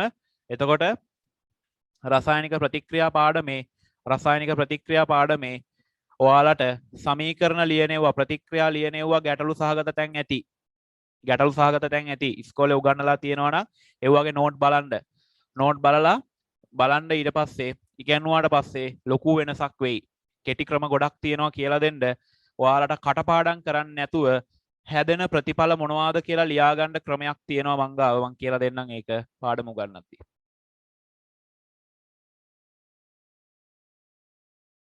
නැත්තම් ඔයාලට පොතේ තියෙන ඒවා කටපාඩම් කරන්න වෙන්නේ. HCl සහ මැග්නීසියම් ප්‍රතික්‍රියා කරපුවාම මොකක්ද හැදෙන්නේ? ඔක ලියන ගමන් අහගන්නකො නිකන්. HCl සහ මැග්නීසියම් ප්‍රතික්‍රියා කරපුවාම මොකක්ද හැදෙන්නේ? දන්නේ ලියා ගන්න. අන්න කටපාඩම් කරන්නේ නැතුව මෙයාලගෙන් හැදෙන්නේ කවුද කියලා ගන්න තියෙනවා අවබෝධයෙන් ක්‍රමයක්. කෙටි ක්‍රමයක් තියෙනවා කියලා දෙන්නම්. හැබැයි මට මෙන්න මේ උදව්ව ඕනේ. ඒ තමා ආවර්තිතා වගුව පාඩම හොඳට බලලා තියාගන්න. මොකද ඒ පාඩමේ තියෙන සංයුජතා ඊට පස්සේ සූත්‍ර ලියනෙවුවා අන්න ඒව අවශ්‍යයි. ආවර්තිතා වගුව පාඩම මේ සතියේ හොඳට බලා ගන්න. එතකොට ලබන සතියේ අපිට ගේමක් නැතුව ප්‍රතික්‍රියා ටික ලියන්න පුළුවන්.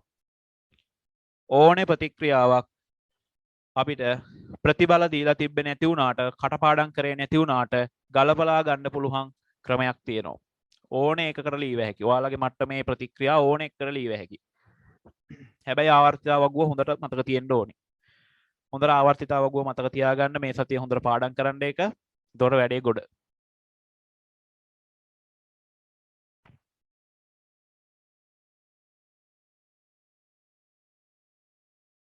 ඉක්මන් කරමු අපි ඈ. මෙතන තියෙන්නේ අවදි කෝණය, අවදි අවස්ථාව. ඉස්නෙල්ගේ දෙවන නියමයෙන් වර්තනාංකය sin i බෙදීම sin r n3 බෙදීම n2 sin c බෙදීම sin 90 n සමාන n3 බෙදීම n2 sin 90 යගේ එකයි. ඒක ආදේශ කරා. අය මේක දෙපාරක් ලියන්න එපා මේ කැල්ල. මේක මේ උඩ කැල්ල එක. එතකොට sin c බෙදීම 1 සමාන n3 බෙදීම n2 1 සමානයි sin c බෙදීම sin c සමාන n3 බෙදීම n2.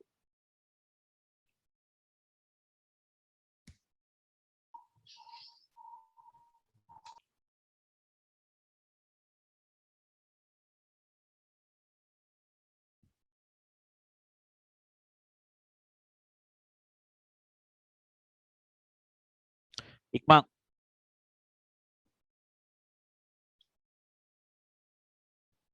කාට හරි කෙනෙක්ට පන්තියට සම්බන්ධ වෙන්න මේ ලයිව් සම්බන්ධ වෙන්න බැරි කෙනෙක් ඉන්නවා නම් එයා මාව දැනුවත් කරන්න. මට මෙන්න මේ හේතුව නිසා අද පන්තියට සම්බන්ධ වෙන්න බෑ. දැන් ළමයි හොඳයි. දැන් කියනවා. අදත් උදේ මේ සම්බන්ධ වෙන්න බැරි ඒ කියන්නේ පන්ති තියෙන හරි මෙහෙම වෙන ප්‍රශ්න තියෙන කට්ටිය ගොඩක් අය කතා කරලා කිව්වා. මැසේජ් එකක් හරි දාලා තිබ්බා. දැන් හොඳයි. යන්න එහෙම කරන්න. ඒ වැඩේ වෙන්න ඕනේ. නැත්තම් මන් දන්නේ නැහැ මොකද්ද හේතුව කියන්නේ ඊට පස්සේ නැත්තම් මගෙන් නිකන් බැනුම් අහන්න වෙනවා ඈ. ඒ හින්දා මේ ඒ හේතුවක් තියෙනවා නම් ඒක කියන්න. බොරුවට ඉන්න එපා.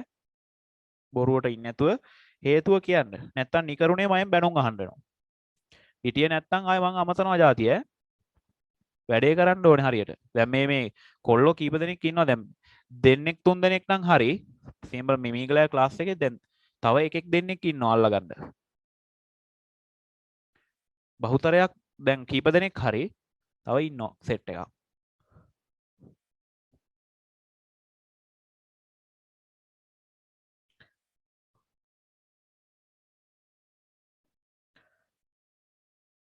හරි. එහෙනම් මේක ඉවරයි නේද? ඉක්මන් කරලා ලියා ගන්න ඕනේ ඈ. හරි. ඊට පස්සේ C කොටස බලන්න මොකද්ද කියන්නේ කියලා. C කොටසේ මොකද්ද බලන්න කියන්නේ? CD අතුරු මුහුණතට යොමු වන ආලෝක කිරණයක් ඔබ එහි සඳහන් කළ පතන කෝණය ඉක්මවා ගිය විට එම ආලෝක කිරණයට කුමක් සිදු වේද කියලා කියන්නේ. ළමයි මම මේක මකන්නම් දැන්. මේ කොටස මකන්නම් ඈ.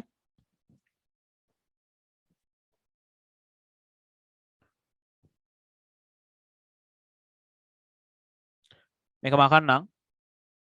හරි අයින් කරනවා ඈ.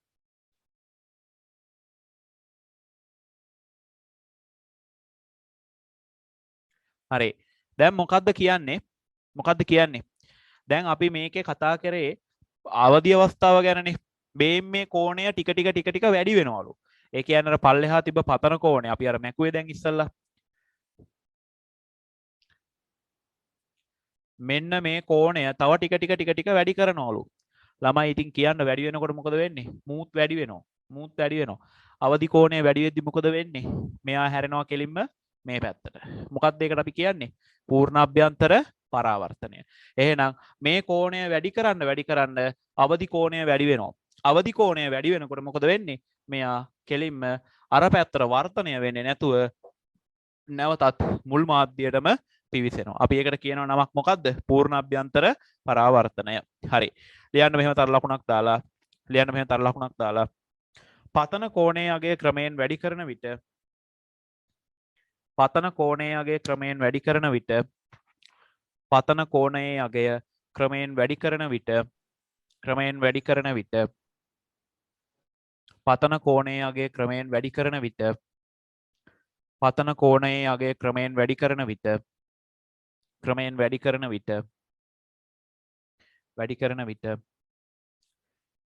වර්ධන CD මුහුණතට අදාළ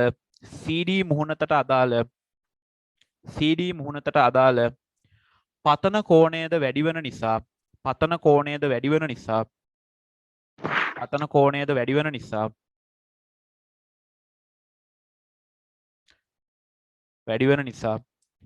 අවදි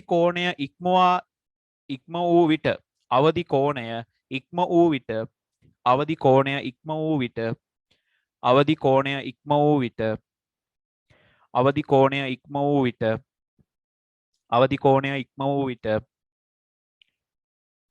ආලෝක කිරණය ආලෝක කිරණය ආලෝක කිරණය පූර්ණ අභ්‍යන්තර පරාවර්තනයට පූර්ණ අභ්‍යන්තර පරාවර්තනයට ලක්වේ ලක්වේ ලක්වේ හරිනේ එහෙනම් ඔන්න ඕක තමයි ඒ කියන්නේ ඕක කෙටි වචනයෙන් ලියවනම් ඇති පූර්ණ මොකද්ද සිද්ධිය කියලා අහන්නේ පූර්ණ අභ්‍යන්තර පරාවර්තනය කියලා ලියවනම් හරි හොඳයි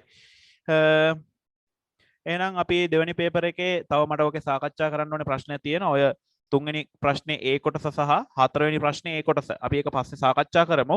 දැන් ඒතකොට ඕකේ වැඩි හරියක් හරි. ස්ට්‍රක්චර්ඩ් ප්‍රශ්න ඔක්කොම හරි. MCQ වලත් අපි සැලකිය යුතු ප්‍රමාණයක් සාකච්ඡා කරා. නමුත් ඕකේ තව කියලා දෙන්න ප්‍රශ්න කීපයක් තියෙනවා. හොඳයි. ඒ ටික ඔහොම තියන්නකෝ දැන්. තුන්වෙනි පේපර් එක ගන්නකෝ උත්තර ටික දීලා දාන්න ඉක්මනට. තුන්වෙනි පේපර් එක ගන්නකෝ MCQ උත්තර ටික මාක් කරගන්න ඉක්මනට. MCQ උත්තර ටික මාක් කරගන්න ඉක්මනට. ඊළඟ දවසේ එතකොට තුන්වෙනි පේපර් එක සාකච්ඡා කරන්න පටන් ගන්නවා. ඒකෙත් හොඳ ප්‍රශ්න ටිකක් තියෙනවා. මේ සතියේ පේපර් එකෙත් හොඳ ප්‍රශ්න ටිකක් තියෙනවා. 6 වෙනි පේපර් එක. හදලා ඔක්කොම කරලා තියෙන්නේ අර ටියුට් එකත් එක්ක එකටම දෙන්නම් ඈ. ටියුට් එකේ කවරේ අද හවස තමයි හම්බෙන්නේ. එතකොටම ඒක හෙට හෝ අනිද්දා ඇවිල්ලා ටියුට් එක ගන්න. මම ඒක කියන්නම් වෙලාවක්.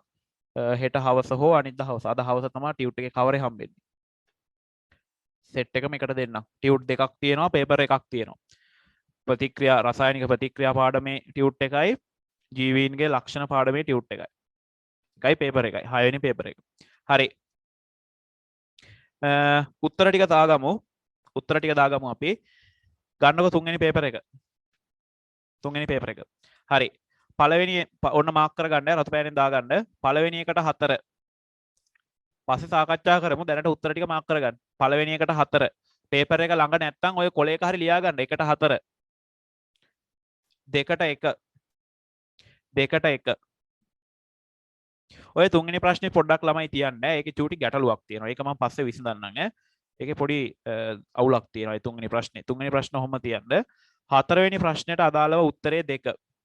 4ට 2. 5ට 2. 4ට 2. 5ට 2. ඊළඟට 6ට 4. 6ට 4. 7 වෙනි ප්‍රශ්නයට 2. 7 වෙනි ප්‍රශ්නයට 2. රතු පෑනක් නැත්තම් පැන්සලකින් හරි මාක් කරගන්න. 7ට 2. 8ට 3. 8ට 3. ඊළඟට 9ට 1. 9ට 1. 10ටත් 1. 10ටත් 1. 11ට 4. 11ට 4. 11ට 4. 11ට 4. 12ට 2. 12ට 2. 13ට 3. 13ට 3. 13ට 3. 13ට 3. 14ට අදාළව පිළිතුර වෙන්නේ 1. 14ට 1. 14ට 1. 15ට 2. 15ට 2. 16ට 3. 16ට 3. 16ට 3. පස්සේ සාකච්ඡා කරමු ඈ. 17ට 3. 17ට 3. එහා පැත්ත පිටුව 18ට 3. 18ට 3. 19ට 2. 19ට 2. 20ට 1. 20ට 1. හරි. එතකොට MCQ ටිකේ උත්තර හරි. එහෙනම් හරි දැන් වෙලාව හරිනේ 10:00 හොඳයි. අපි එහෙනම් අද නවත්තමු. එහෙනම් මෙතනින් අපි වැඩේ නවත්තමු.